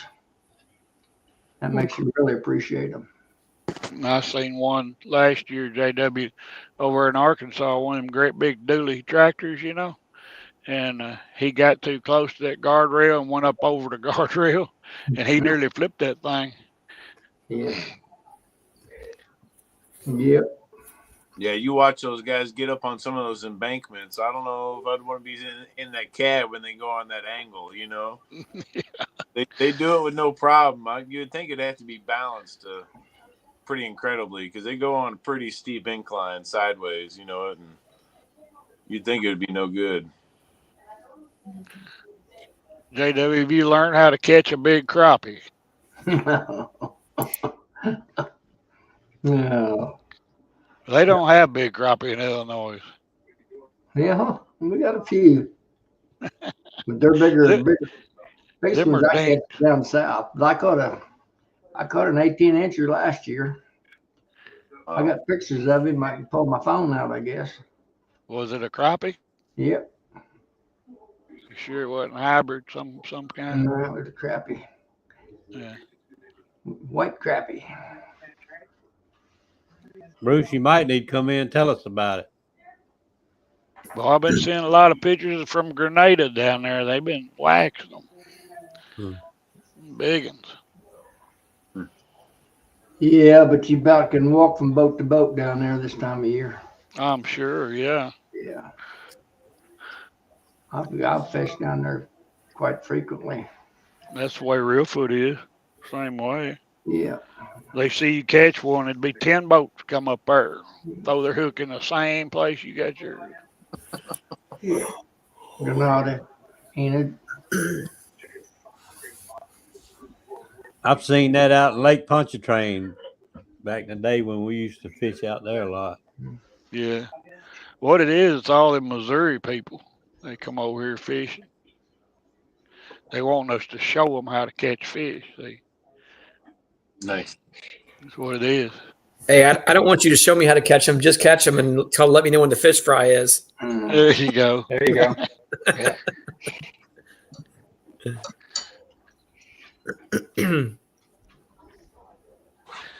That Pontchartrain's pretty good sized lake.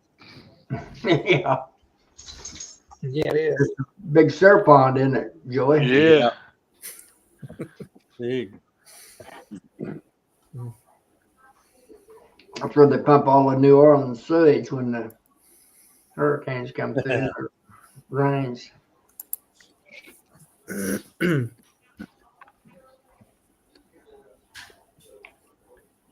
I don't know. Do they?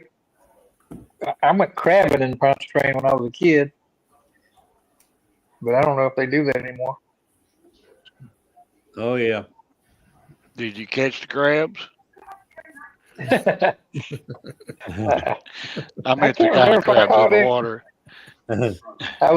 was only 10 years old, so. Oh, okay. But the way we did it was that we had a PVC, it was kind of like a big square rectangle. This PVC pipe, probably about, I don't know, 3/4 or an inch. And then on the bottom, there was a bigger piece of PVC, which rolled along the bottom of the lake.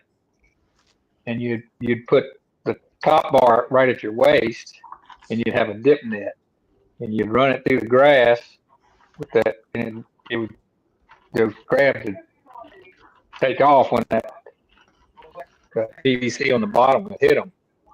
And then when they go up, you try to scoop them with the net. Yeah. Just out there, knee deep, thigh deep water. Last time I ran through there, I bought up a bunch of crabs and brought them home, and I didn't care for them. I guess it's something you've got to crave. The man that took us there, I remember that I think we were there during the World's Fair in New Orleans. But the man that took us,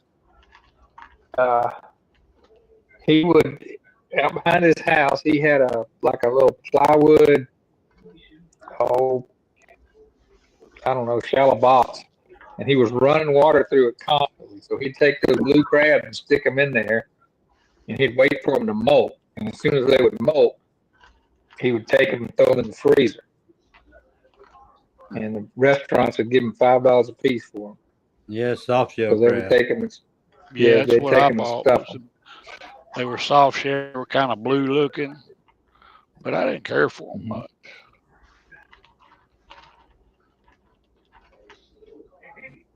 About the only seafood I catch around here is frogs. I can frog leg. We take a piece of PVC pipe, that 3-inch PVC pipe, put a cap down on one end, drill you a hole at the other end, tie your rope to it, and throw that thing out in the pond in late fall, and come back in the wintertime, that thing will be packed full of frogs. Just pull it out of the water and dump them right out on the ground and get the ones you want. And throw it back out there.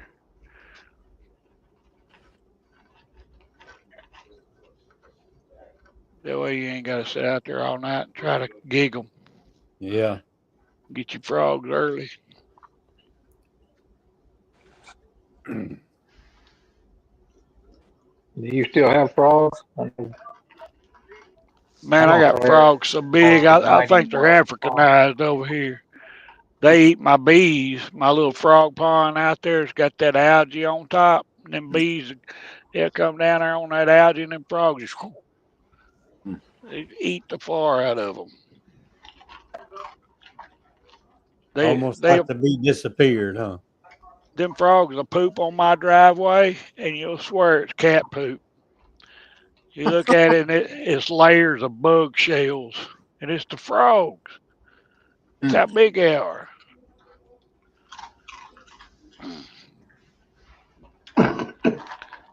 But they're eating my bees is what they're doing, getting fat.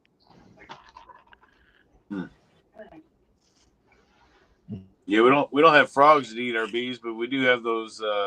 I'll call them like a fence lizard, kind of like a brown little lizard that kind of look like a little dragon. And yeah, they'll be right on the little stands, looking at the bee entrance, and tilting their heads. Like I was like, oh, if you're gonna get one, you can get it, but I don't know. You're gonna, you got your work cut out. Yeah. I'm sure they get their share. Too. They do look like little dinosaurs, though. I got a little wren that just raises two or three broods of young on my bees every summer. He goes over and gets one, brings it back, and feeds them. Right? Constantly.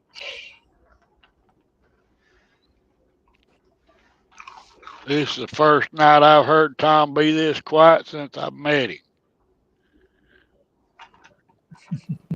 He's actually muted. There, look, oh, there he is. I'm just letting you guys produce the kind. I'm just listening. I'm just kicking back and listening, and just letting you guys go. Take his temperature. I'm trying to learn something. Mark, keep talking. I'm trying to learn something here. I don't know if you're gonna learn anything or not. Maybe learn what not to do. Hey, that's good too.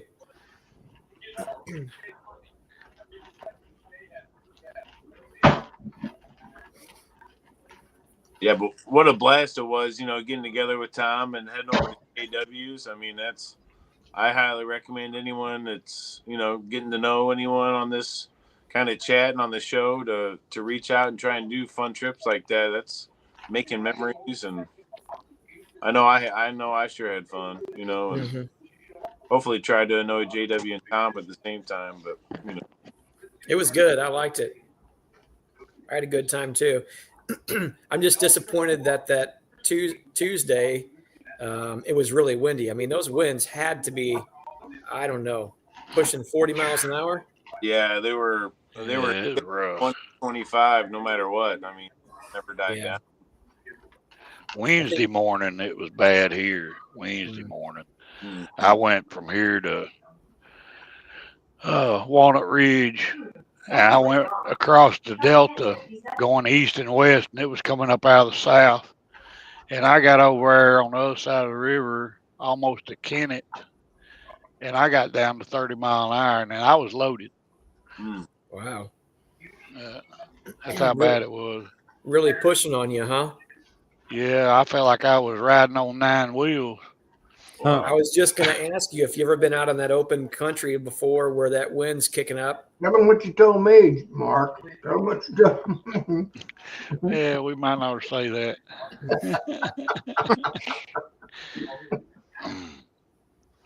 I just about had to pull over to clean the poop out of my pants the time I get there.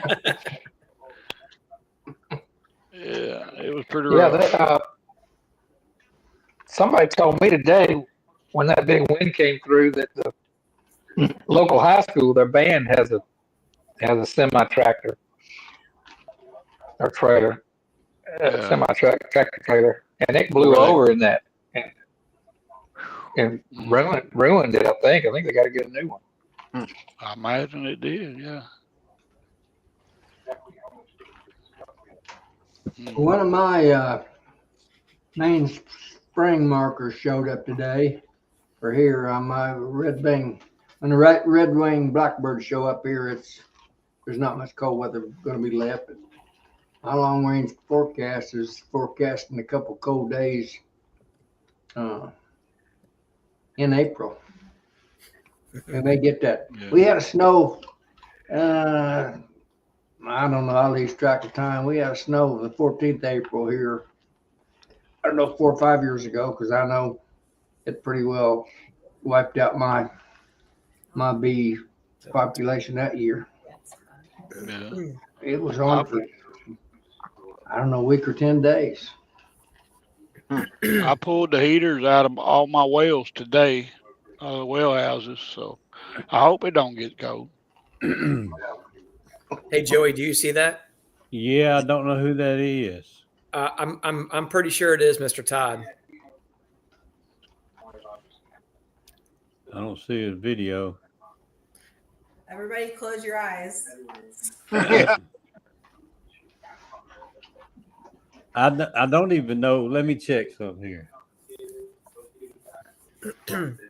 Hey, Todd, if that's you, drop a comment in the chat or send me a text message. I don't see him in the chat. He's not? No. I can text him real quick.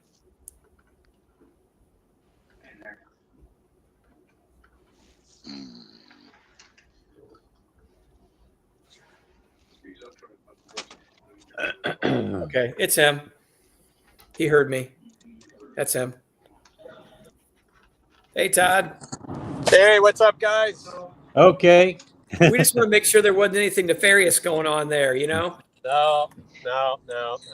We already had one Hang of them on try to 1 pop second. in. Yeah, you never know what will happen on these shows sometimes, right? That's right. I figured if it was you, you'd hear me and send me a message. I was fixing to get you one too. Yeah. I'm in my right now. I was the bee club had a all day beginners bee club session, and I got out there at the Farm Bureau at 6 o'clock because we had to unload some hives, Mm-hmm. and then we had to wait till dark for it to get dark enough where the bees would be back in the box. Yeah. So I am wiped out. Good day then, huh? Yeah, we had 4. Oops. Oh, I think we lost you for a sec.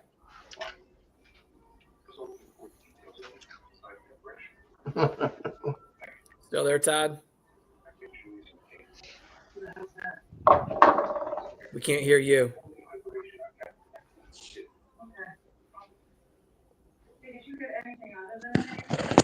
There's the Todd. Come in, Todd.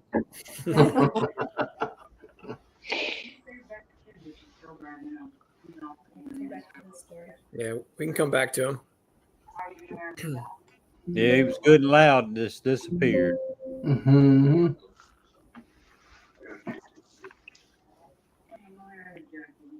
I think somebody got me mixed up with somebody that cared.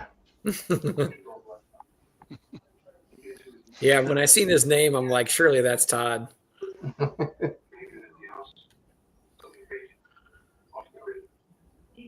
Oh, he'll try to log back in, I guess.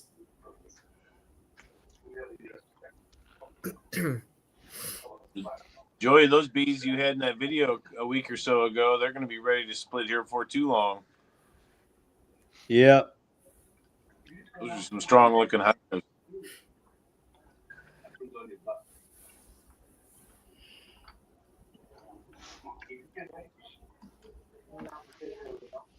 I split some today in a different yard.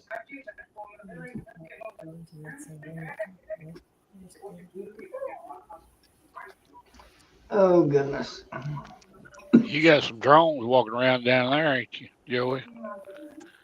I'm seeing a few running around, not a whole lot, but I got a lot of drone brood. You want to tell me how I did? If I did good or not? Come on. Okay, you can pick on me. No. I'm just saying, I'm gonna put some fun content. Sure, whatever.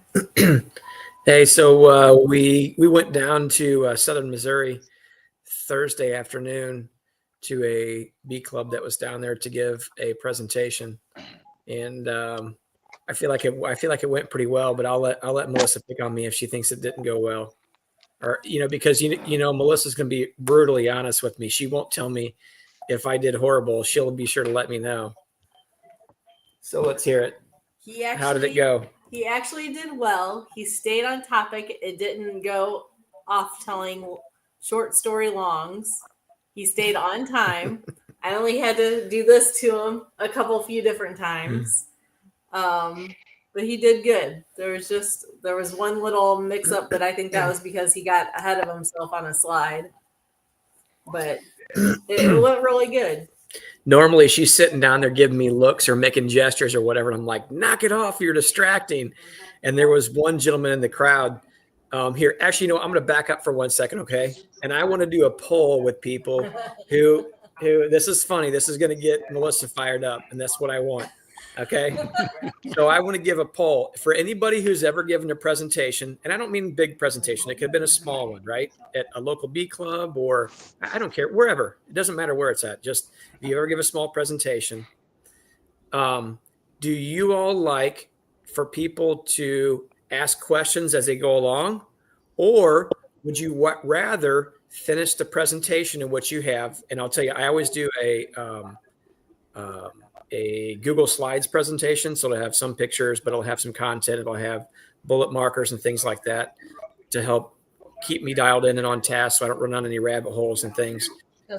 So do you, or would you rather wait until your presentation is done and you give time at the end for questions? I have a specific way I like to do it, and Melissa likes to do it the opposite way. And her and I have argued about it, not like a horrible argument, okay, but just a difference of opinion when it comes to how we want to do it. So I want to know who likes to be, I don't want to say interrupted, but interrupted and ask questions during it. Who likes to finish up at the end? I want to know. Small little. So well, Paul, me personally, Tom, I like, it depends on a lot on what the topic is. Yeah. Okay. And how scientific it is. If it's getting into real scientific stuff, I don't want you to be interrupted, if, say for instance, right? Because I want to hear all that. But if it's a general, I'd rather have questions. It's like, say, if I'm talking to a club, I kind of want to pick their brain at the same time. Okay. So that way I know where they're at. And what to talk about, because I could be talking way overhead or I could be talking way under them, right? Yeah. Yep. And I don't want to waste my time or theirs either. Yeah. So I get that. I 100% agree with what you're saying. I'm going to preface that with this. So when I get there and I start a presentation, I have a whole list, and I'll ask ahead of time before I go to, it's a bee club or wherever it's at. I'll ask the person who has invited me. I'll say, how many people will typically be there, for one? What's the demographic of people? Is it just a person who has one or two? Is it a mix of people in age ranges? Is it people who are aspiring to be sideliner? I want to understand the demographic that I'm talking to. So that can help me when I'm ad-libbing, and kind of building that. So I try to get an idea, but I always at the beginning, I try to open with something that's somewhat comical and a little bit of humor involved in there. And I do a little bit of story time in between because people, I think, like the stories. It kind of helps them to get engaged. But I always ask a few questions at the beginning to gauge what people are looking for. So that way I can kind of change a little. I still have a guideline of which that I work, but me personally, I would rather wait until the end because I have, the way my brain is wired, I have to get through all the content that I have set up for that before the questions come in. If people try to keep stopping me and asking questions, it ruins my train of thought, whereas she likes it when people will interrupt and ask questions along there. So yeah. It's a difference of how you like to present, but I don't disagree with what you said either, Mark. It depends on the talk that you're giving. Yeah, and a lot of times I'd rather them ask questions the whole time I'm trying to say things, because that opens up a whole new line. I don't have a whole content of stuff I'm going to speak on. I do it right out of my head. whatever we're going to talk about. So I may be asking them questions, Okay. you know, and I'm trying to get questions back and just work it around that instead of just laying out a whole speech of something. Yeah. My thing is I think Tom wants to just stand there and give you all the information, get the questions at the end. I want it to be more of like a conversation when I'm giving a talk. Mm-hmm. Right. Well, yeah. I try not to just keep throwing information out there. I try to relate it just to a personal experience that I've had or a quick story time. But I try to gauge the audience and see if it looks like, people start pulling up their phones and looking at it. You kind of have to change what it is you're doing. You have to somehow re-engage the audience because whatever you're doing is boring them. Right. So keep them involved.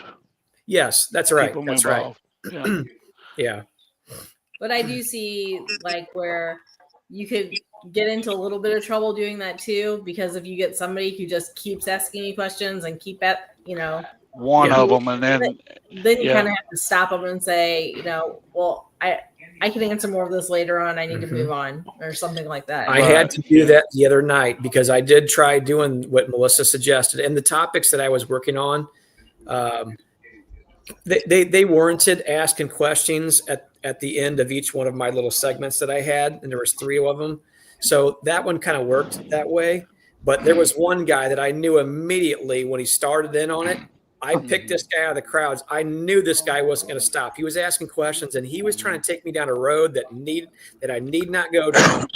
And I kind of basically what I ended up doing to kind of shut it down is I said, I don't want to get too far off my topic in which I'm presenting on today, so we can fulfill, what it is our topic is. I said, but I'll be happy to hang out here at the end, and you can ask me as many questions as you see fit. I'll hang around until, I've answered any of the questions that I can help you out with, I think we've got that same guy.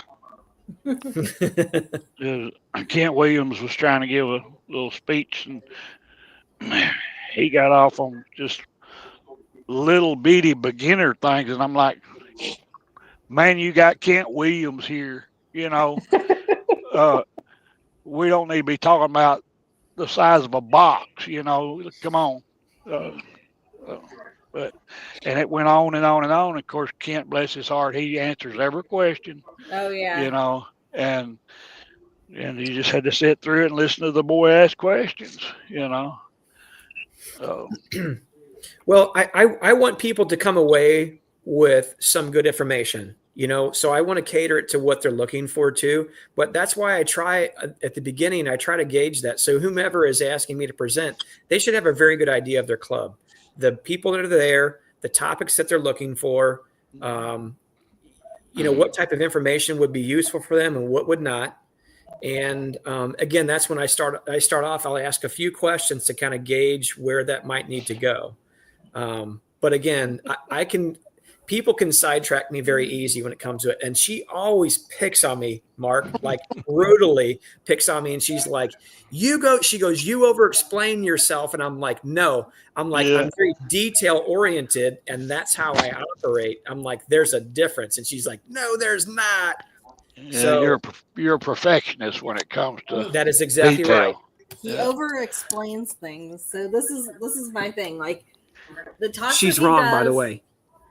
The talks that he does are really well, but I'm like, I try to explain is like, you only have a set amount of time to explain this, and you are going to get questions. So really when you're talking to a bee club, I feel like you're more giving as much information as you can, but not like deep diving into things, because again, you usually only have an hour to talk to these people. And if you try to cram too much information in, you almost like go over it too fast and people may not get it, or they're going to have a ton of questions. I'm like, so like go over things, but you don't need to like go into such extreme detail sometimes. And that depends on the topic. Yeah. Go ahead. Before Gunline leaves, I had a comment here that I wanted to post for them to write in their prayer list. Let me find it. Let's see where to go. It's Kimberly Smith's mama, Yeah, I'll find Oh, it yeah. here. Joy. Kimberly Smith's mother. Right here. Let me know when you got it. That's for you, Tim and Hannah. And hopefully they didn't leave already. Kimberly Schmidt. That's a couple that live up here in north central Illinois. Mark. Where are they flying out to? Somewhere in Florida. Their mama's down there, I think. They live around the Peoria. I think it's around the Peoria area up in north central Illinois.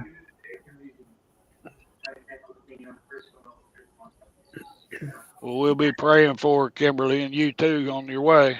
Mm-hmm. Safe travels. You know, They got it there. Okay. Thank y'all. So Steve, when I talk to like schools, like elementary schools and stuff like that, I do that a lot. Like I used to like start by telling them like all the different bees in the hive and what the different bees do and about the stingers and this and that with the elementary schools. But then after you've done that a couple of years, all those kids have heard my presentation several times. So now I just kind of go in there with and I bring a ton of stuff for them to see, an observation hive, candles, different honeys, lip balms for them to smell, all kinds of stuff for them to touch, comb, whatnot. And I'll just have them sit down at first and say, so what do you guys want to know about bees today? And I'll just kind of, because usually with those classes, I only get like 20 minutes with them.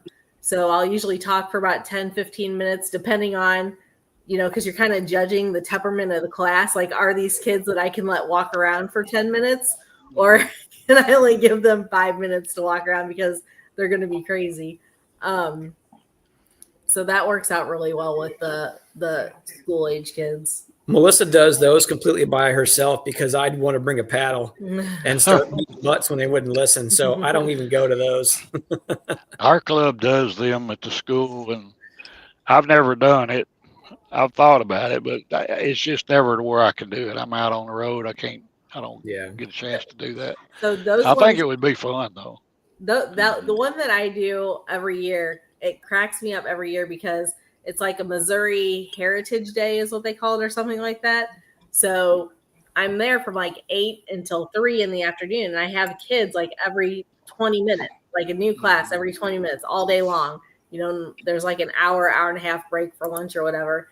And the teachers in the beginning of the day are like, oh, here's the bee lady. Everybody sit down. And they're all excited and happy. And by the end of the day, he's like, sit down now. Like, the teachers are done by the end of the day because it's just been constant hours. We got 2 in about 2 weeks. All day. We got 2 of them in about 2 weeks, but they're only an hour. It's the class that's actually taking their curriculum is about pollination and insects. So, but we don't do every grade. Only one school that we ever did like 5 different grades, and we were there like half a day. Mm-hmm. Yeah, this is like an all-day event they do every year, and it's at an elementary school. Now here in May at the middle school, which here the middle school is 7th and 8th grade. They're doing some sort of career day, something or other, and so they asked if I would come up and teach the kids about bees or something to do with the bees and maybe have an activity. So I'll go up there and tell them about beekeeping, but we're going to make rolled candles. So I'm going to take a bunch of foundation up there and wicks and do rolled candles with them. I would encourage anybody in the chat that has the opportunity to do something like that, whether it be with a senior group, or school age kids or something like that. If you ever asked to do it, strongly consider doing it. I really think there's a lot of benefit that comes out of that. For one, when Melissa and I have done some senior centers before, the lady who was helping to organize it, she wanted to pay us. And I'm like, no, we're just going to go ahead and do this, just to help out and be a blessing. She says, you have no idea how much some of these folks look forward to what these things are. And I'm like, you know what? I'm like, that's payment enough for me. She says, she goes, it's hard sometimes getting people in here to present on things, especially with, some of the, the folks in the retirement homes People and things like that. Well, people are kind of get uncomfortable being around. Yeah, I think so. But when she said that, then I told her, I'm like, I said, we're happy to come back and do this again, So I think doing that in school age kids, I think if you can perk the interest in some young man or some young lady to potentially get into beekeeping, and you never know, what that might turn into as far as like, they could be the next researcher that just, the next Ramsey or something, that could potentially come up with a solve on a problem or something like that. So I don't know. I would just encourage people that if you ever have the opportunity to do something like that, I don't think you don't have to be some skilled beekeeper. You can talk about the simplest of things there. Oh, especially those elementary kids. They just want to know the basics about the bees. Yeah. Yeah. And they don't forget it either. No, they don't. And we always take honey straws to hand out, and they know this. So as soon as they walk into the room that I'm in, like, did you bring the honey straws? That's the first thing they ask. They see your honey on the shelf, they're going to buy it too. They're going to tell their mama to buy this right here. This guy, I seen him. I talked to him. He knows what he's doing. Yep. Yeah. So a little bit of advice though. I've done just 2 preschools. If you bring bees with you, make sure they're covered up, because as soon as you show those bees, you've lost control of the room at that point. Yeah, it's all over. Yeah. Well, she's brought them before. Keep covered with a towel or something. She's brought them before, and she leaves us. I got covers on mine. Yep. Yeah. They don't see them till it's time. Yeah. Well, that's first thing. They walk in the room and they go, "Did you bring bees?" That's the first thing they ask. Hold on, we'll get to that later. You can be like, "Well, if you guys are good, we'll find out." And that's the same thing Melissa did with the honey straws. So coincidentally, I'm giving one tomorrow to the local senior citizens. I did one. I did one recently, and I was going to start out by reading that book, Henry Meets a Honeybee, and and then I started with the oldest group and went to the youngest group. And with the oldest group, it was great. They liked to be read to. They were like 5 years old or something. But when we got down to the 2 and 3 year olds, the director said, "Yeah, you're not going to be able to hold their attention to read that book." So then I just kind of talked about the book, and we got on through it that way. But some of those 5 year olds, they already know all the stuff about bees. They do. There's two or three of them had an interest, and they're like answering. They're answering all the questions, and their little hands always up there. They know a lot about bees. So just a couple of them in there. Steve Amos said something about the National Honey Board. If you go to their website, I think it's just honey.com or honey.org. I can't remember.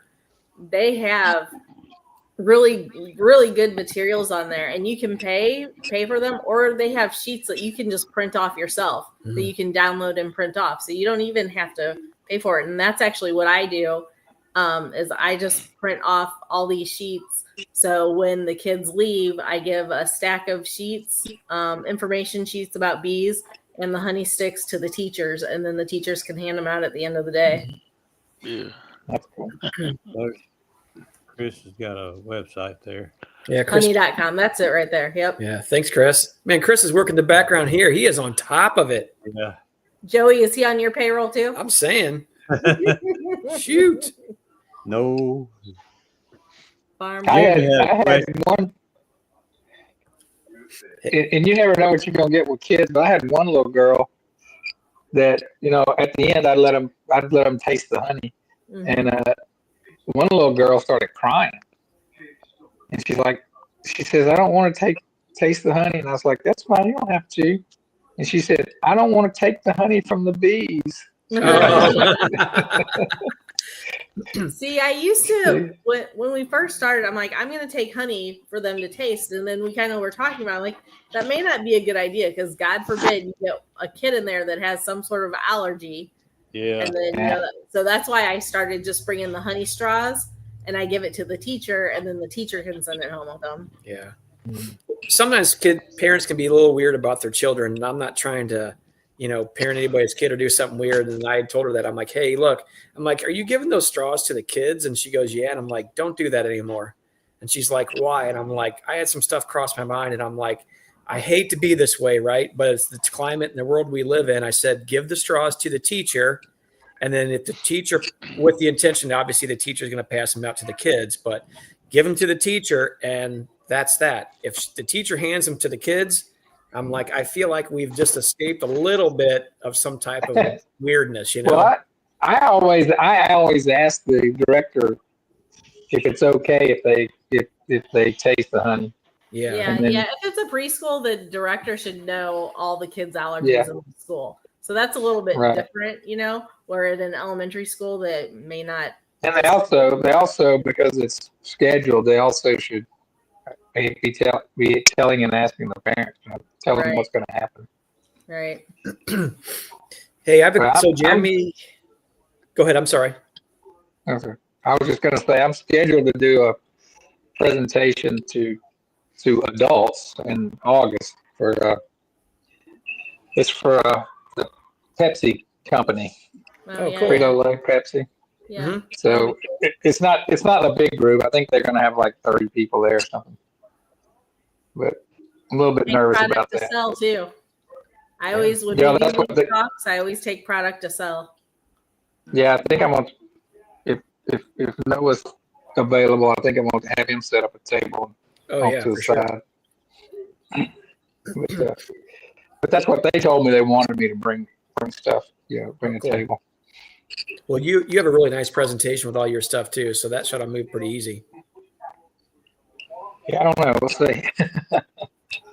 They kind of want an overview. I was asking them, what do you want to focus on? I mean, you want to know about the environmental impacts? You want to know about the bee biology? You want to know about what it takes to be a beekeeper? What do you want? She said, yeah, all of that, but only in about 30 to 45 minutes. Like, oh man, that's too much. Well, that's kind of what we did with the garden club this past week. Like that's for work. Yeah, I'd be like, I can't do that. I said, listen, I can sit and talk bees for hours. So we'll figure it out. Jamie's got a quick question here. Where's the best deal on the wax dip frames? I don't know what wax dip frame is. Yeah, I don't know. I'm not sure, Jeremy. Depends on how many you need. There's a guy that's in Missouri, Sedalia, Missouri, as a matter of fact. It's Golden Bee. They have a pretty good deal on frames, but you'd have to buy a lot of them to get them to ship them to you. Personally, I like the Premier stuff. It's a very good quality.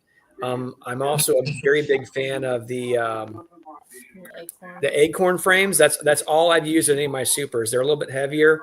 I like the white. Well, you're asking for deep frames, but they also have them. Acorn also has deep frames too. I think that you can get them in white and yellow. I think. Yeah. No, they have a heavy wax coating on them. I really like those. Those are the only two that I've actually used, and in like bulk, like several pallets of them. And I don't know, they work really good. So I would say Premier or Acorn would be my two favorites. Golden Bee, if you are getting a ton. Yeah. If you're getting a pallet of them, you can get them through Golden Bee Supply, which is in Sedalia, Missouri. You can try to look them up, but I thought his website was down for right now. He was doing some construction work on it, on the website itself, so I'm not sure if it's back up again or not. Oh man, Jeremy said he missed out at Nobby. Those guys should help you out and give you a little something there because of all of your effort at Nobby. Hey, Check them down. Frames. Tell them they can't get in the building until they get a good price on frames. Foundation. Jeremy, I would think if they knew who you were, they'd help you out, man. You're talking about frames, Tom. Yeah. Do you have trouble with the different frames in that uncapper that you have? Okay, so that's a good question that you're asking there. That's why I only use one style of frame. They're all the frames I have are all Acorn. They have a really nice thick top bar to them, and I want everything when you're using a machine like that runs some type of production, you will need it to be exactly the same. And that's why I didn't veer from that brand. I really like them. The bees have always drawn them well. They've always had a really heavy wax coating. I'll even say there was a couple frames I didn't actually use until the third season because they were in a bucket that I forgot about them. And I put them in the hives last year and the bees drew them out with no issue whatsoever. Well, there's no doubt acorn are good ones. I was just wondering, like, if you had some from Golden Bee and then you had an acorn right behind it, if they would just fall in like you want. Yeah, I'm not sure. That's a good question. Well, everything we have from Golden Bee is deep frames, and we only run medium supers. Yeah, so we wouldn't even run anything from Golden Bee through it. Yeah, all of my medium frames, which are my super frames, those are all acorn. So I didn't switch those around. I just kept it all the same. Well, you've run it enough. Do you think there's very much forgiveness there? Probably a little bit, yeah. Now, if you got a bunch of different styles of frames, maybe not. I will say this: if you try to run. You can't run some mediums and then throw some deeps in there because the way you have to adjust you got to readjust it all. Yeah, I understand that. I'm just wondering about if you had plastic and then wood, and then you had 2 or 3 different kind of wood. Yeah, I don't know the answer to that, Mark, because I have not tried that, so I don't know. Because I've got them from years back that I don't know where they come from. Probably Man Lake or Kelly's or who knows. Well, all the super frames that we have came from Jane, with the exception of what you just bought from Bill at Nobby. I mean, but they're all the same. They're all acorn. Yeah. The only thing I would say, Mark, is you could probably make some adjustments and not keep the tolerances tight on that and see how it works. Like if you use one style of frame and you adjusted the guides and everything in there and the cut depth and all. Is it the thickness? Is what you're talking about? Adjusting the thickness of what you're cutting off? That's right. Okay. Yeah. But them falling in place is no problem, right? It's just the thickness. And I'm not really worried about trying to get them all the way cut real thin. That as long as I get it off of there, right? Just because if they're too thin, I'll scratch them anyway. Yeah. So the one thing that I've done, and I'm sure you probably already aware of this, but I'll mention it anyway, is if you're running 10 frame equipment, is that right? Well, there'll be 9s. Okay. Yeah. So just run 9 in there so they build them a little thicker, and then you won't have any problems. Because that was one of the reasons why I didn't want a chain uncapper. I'll say I've never used one, so I can't say definitively that exactly how it works. But I've watched other people use the chain uncappers, and I feel like it just takes a lot of wax off there and creates a lot of excess, like, bird up comb on there, and it tears it up. And I wanted to keep my combs in really good shape and just shear off the outside edge what I needed to get it extracted. And I barely, now the kids were running that machine basically, and then they'd come back through. Somebody would load it, and then once they passed through, I'd have them scrape the top bars and the side bars to clean up the frames a little bit and knock any burr comb off of it. And then I'd have them double check each side of it to make sure all the caps were open. And if they weren't, they'd scratch the caps a little bit with like the little roller pokey wheel thing. Mm-hmm. And they didn't have to do too much of that at all. But because you run one less frame than what that super holds, it really helps out quite a lot. So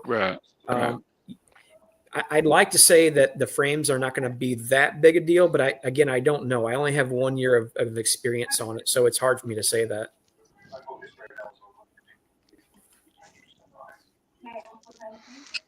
Did you run a lot of acorn plastic? I'm sorry? The acorn plastic frame for your honey super? It's a wooden frame with the acorn plastic foundation. That's a heavy wax. Yes. Yeah.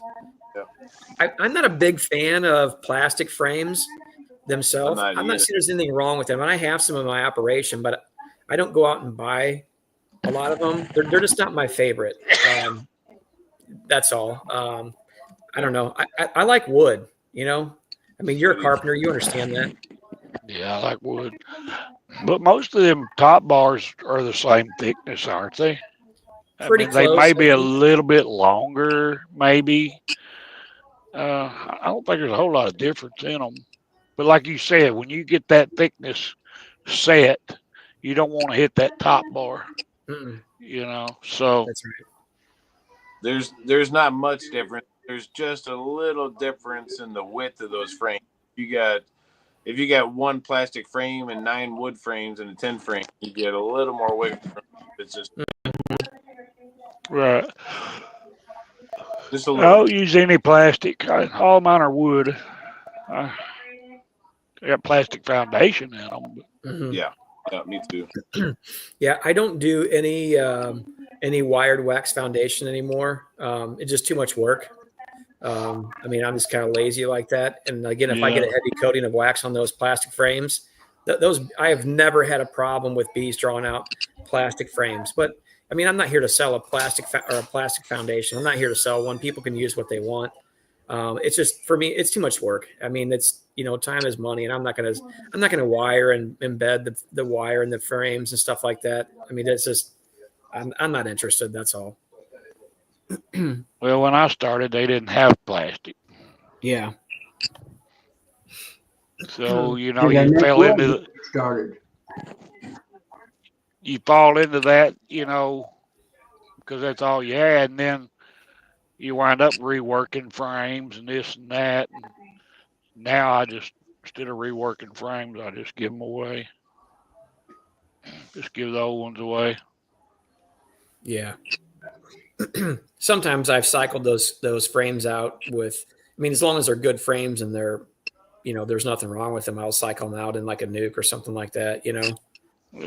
But I've never had an overabundance of them. I've bought some equipment that had some new plastic frames. I've had some people give me some to try out and stuff, but mostly what I have is a wooden frame with a plastic heavy wax foundation. I still have a handful of deep frames that are wired wax, which I slowly start to work them out. The only thing I really don't like about them in a deep brood box is if bees build swarm cells, they'll tuck a swarm cell on that. When they chew that wax out along the sidebar, they'll bury a couple of swarm cells there in that side, or the queen will dig it out. They'll have a spot where the queen will hide on there, or sometimes she'll try to hide in the bottom between the bottom bar and where they chew out that wax, and they'll tuck them in there. So you have to really pay close attention to those. I feel like on the plastic ones, they usually draw the wax or the comb pretty evenly distributed across there, as long as they have they're stimulated to do so. And it just creates a more, again, you're talking to a guy who's a little OCD. So when I see a lot of weird stuff in the colony, it kind of triggers me in ways. So it's just my own weirdness. That's all. But that's kind of the main reason why I specifically like them. Paul, that's right. I'm spacing 7 frames in an 8-frame super.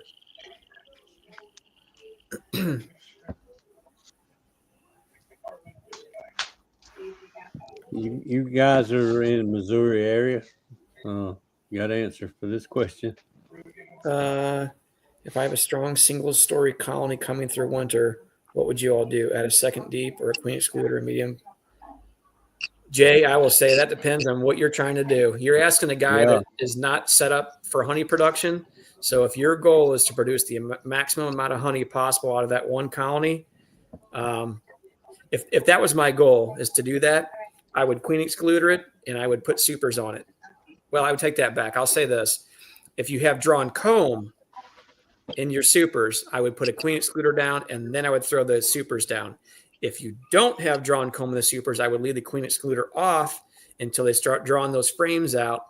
Then I'd go back in a week or two and check it, make sure the queen has not laid up there. And if she has, put her down below, queen excluder it, and then throw your supers on top. And I feel like with my limited experience on singles, you would probably gain a better honey crop. But I like the variability of a double brood box, because sometimes I may not be able to get back to a yard as soon as I would like to do that. So that buys me a little bit of time, but that's my method. So are you talking about a strong single right now, this time of year? If it were me, I have a rule of thumb. It takes 2 boxes of bees to make honey. A single will make honey, but 2 boxes of bees are going to make a lot more honey. Whether you got them in 1 box or where you've got them in 2 boxes, you still need 2 boxes of bees. So if it were me, I would add another brood box. If I've got foundation or drawn comb, I would add that drawn comb and let her lay that up too and get more bees. And then I would add my super. I would probably even go as far as maybe splitting that colony down here. I don't know about up there, but I would want to split it, just back them up and slow them down until the flow really got going good.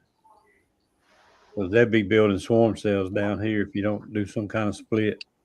Right. A lot of it's your area. Yeah, you're like you said. It just depends on where you're at there.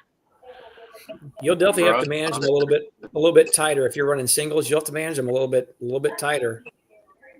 Yeah, because they will starve out too if they're not getting anything. Yeah. Yeah. Not Chris. Single because we don't do single. We're all double D 10s. But my thought is 4 frames brood with the queen. April 1st, whether or not she stays in that colony or goes to another one. And by that time, by May 1st, they're going to build that second deep up, especially comb. And anything on top of that, there's going to be 2 boxes of bees at that point, and that's all.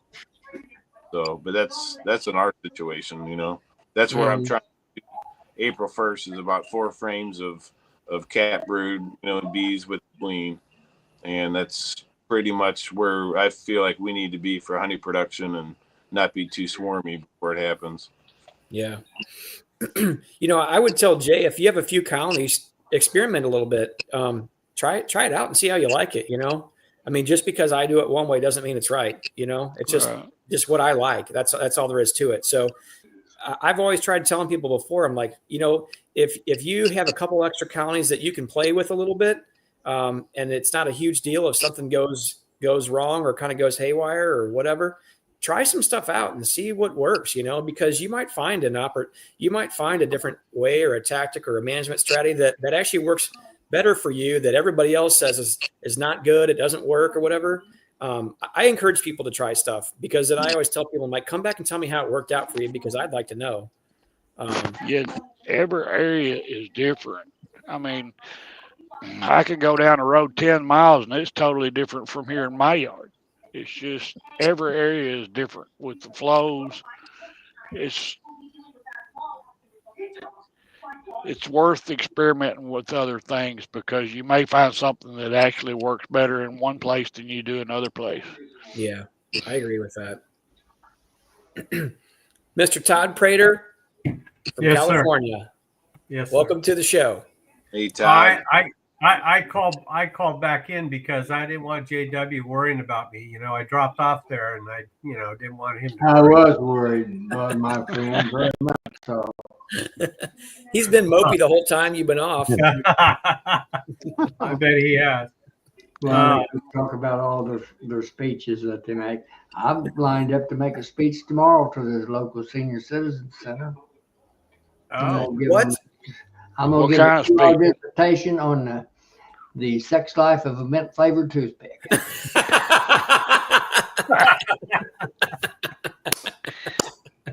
Dang, I gotta miss that one. You know what, buddy? Man. You win the internet today. It's all yours. I get calls. They come from miles around to hear my dissertation on that subject. I'll be honest with you, if I wasn't busy, I'd come too. I'd come to listen to it. Yeah. Me and Matt will load up the Denali and head over, right? Yep. No, it's not the Denali. I thought that was the canoe.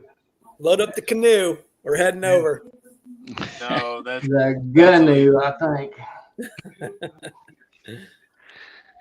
Oh. Yeah. I'm wiped out. Yeah, me too. How you been, Todd? What's that? How you been? I've been good.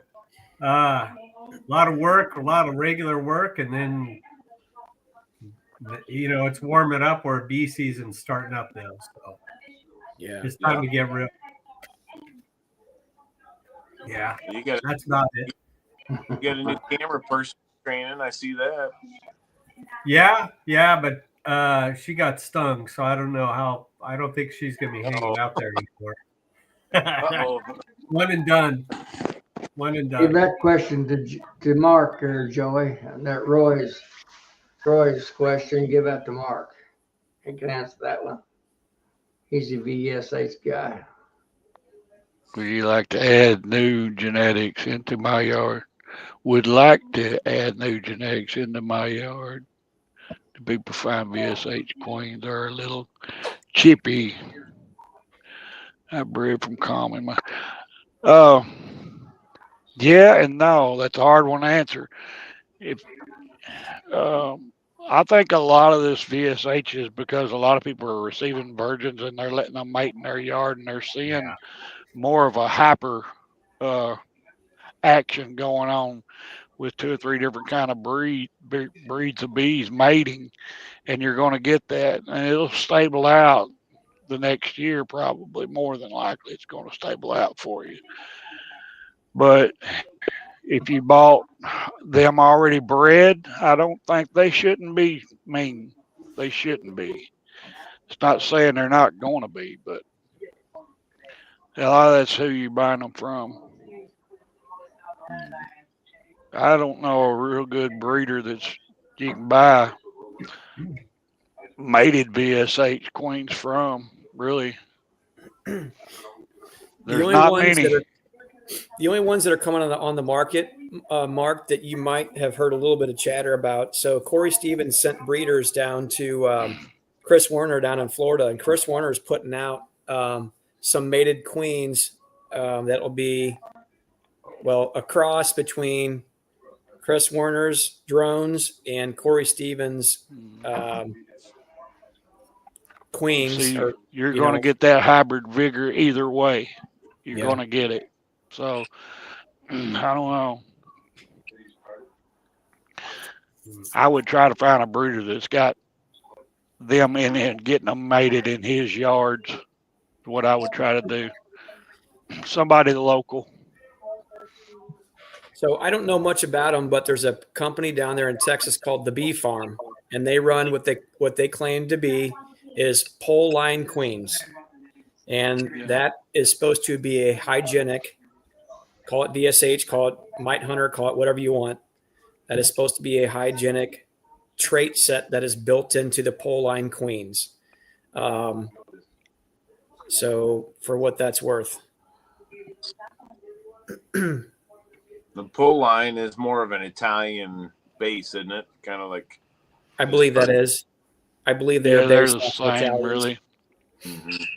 The other place I would say if you can get them from is the USDA lab down in Baton Rouge. Has been working for a decade on, I believe they call those pole line as well. And Mark, maybe you can correct me if you think I'm wrong at that, but I believe those are what they refer to as a pole line.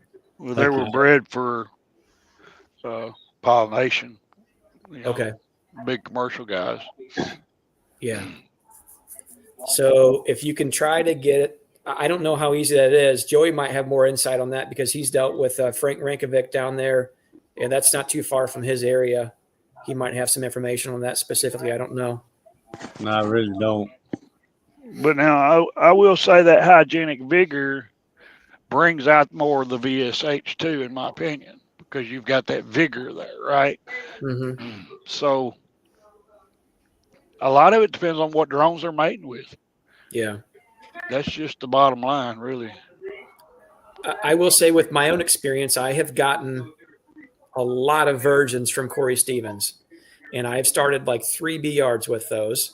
And I have a lot of that expression in my colonies when I'm going through brood frames. I can see there's a little bit of uncapping going on in those colonies. Now, would I say that they're mean? Not exactly. Would I say they're the gentlest bees I've ever worked? No. I've worked more gentle bees than that. So, I mean, it depends. Everybody's idea of a gentle bee or a aggressive bee is a little bit different. I mean, there's times that they can be a little chippy. But there's plenty of times that they're not. So I find it's how hard and how fast you work them too. You know, if you're like me, you get in a hurry and I'm running through colonies, yeah, they're going to be a little feisty. Yep. But if I go out there and I'm just trying to stay out of the house for a little while, just going through colonies, taking my time, I don't have any problems at all. Yeah.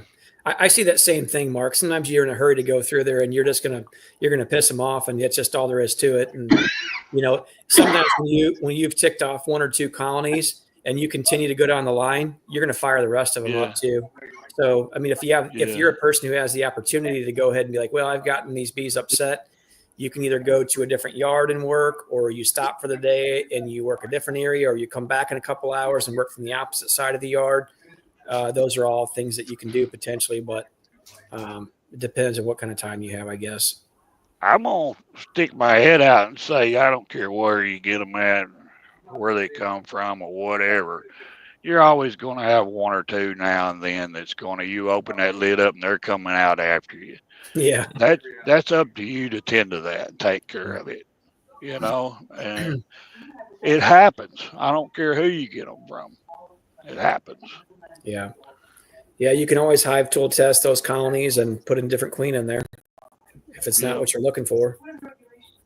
I don't look for the queen. I just pop that box off, walk out there in the middle of the yard, set that box down, take the other box, go over here and set it down, say, y'all fight your way to life. Have fun.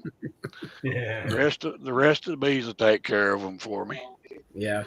And then they'll clean them all out, and I'll go back and get them and put new bees in them. Yeah, that works too.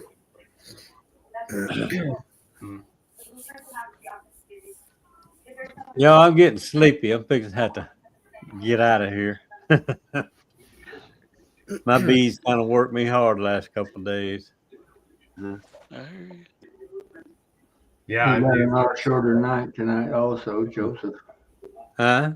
You got an hour shorter night tonight also. Oh, yeah. Yeah, that's right. Spring forward. Needed to go to bed an hour ago, didn't we? Yeah. Appreciate everybody in the chat coming in. Appreciate James and Jay for the little super chats there. That was nice. Hope to see y'all all next week. Good night, everybody. Been good. Good night, everybody. Hey, I just got here. Where's everybody going?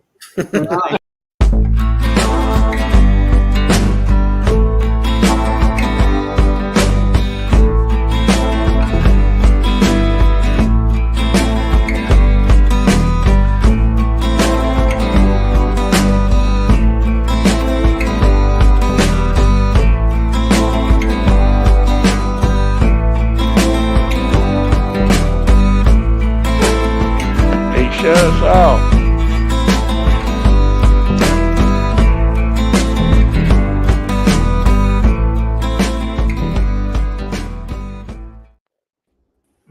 There we go.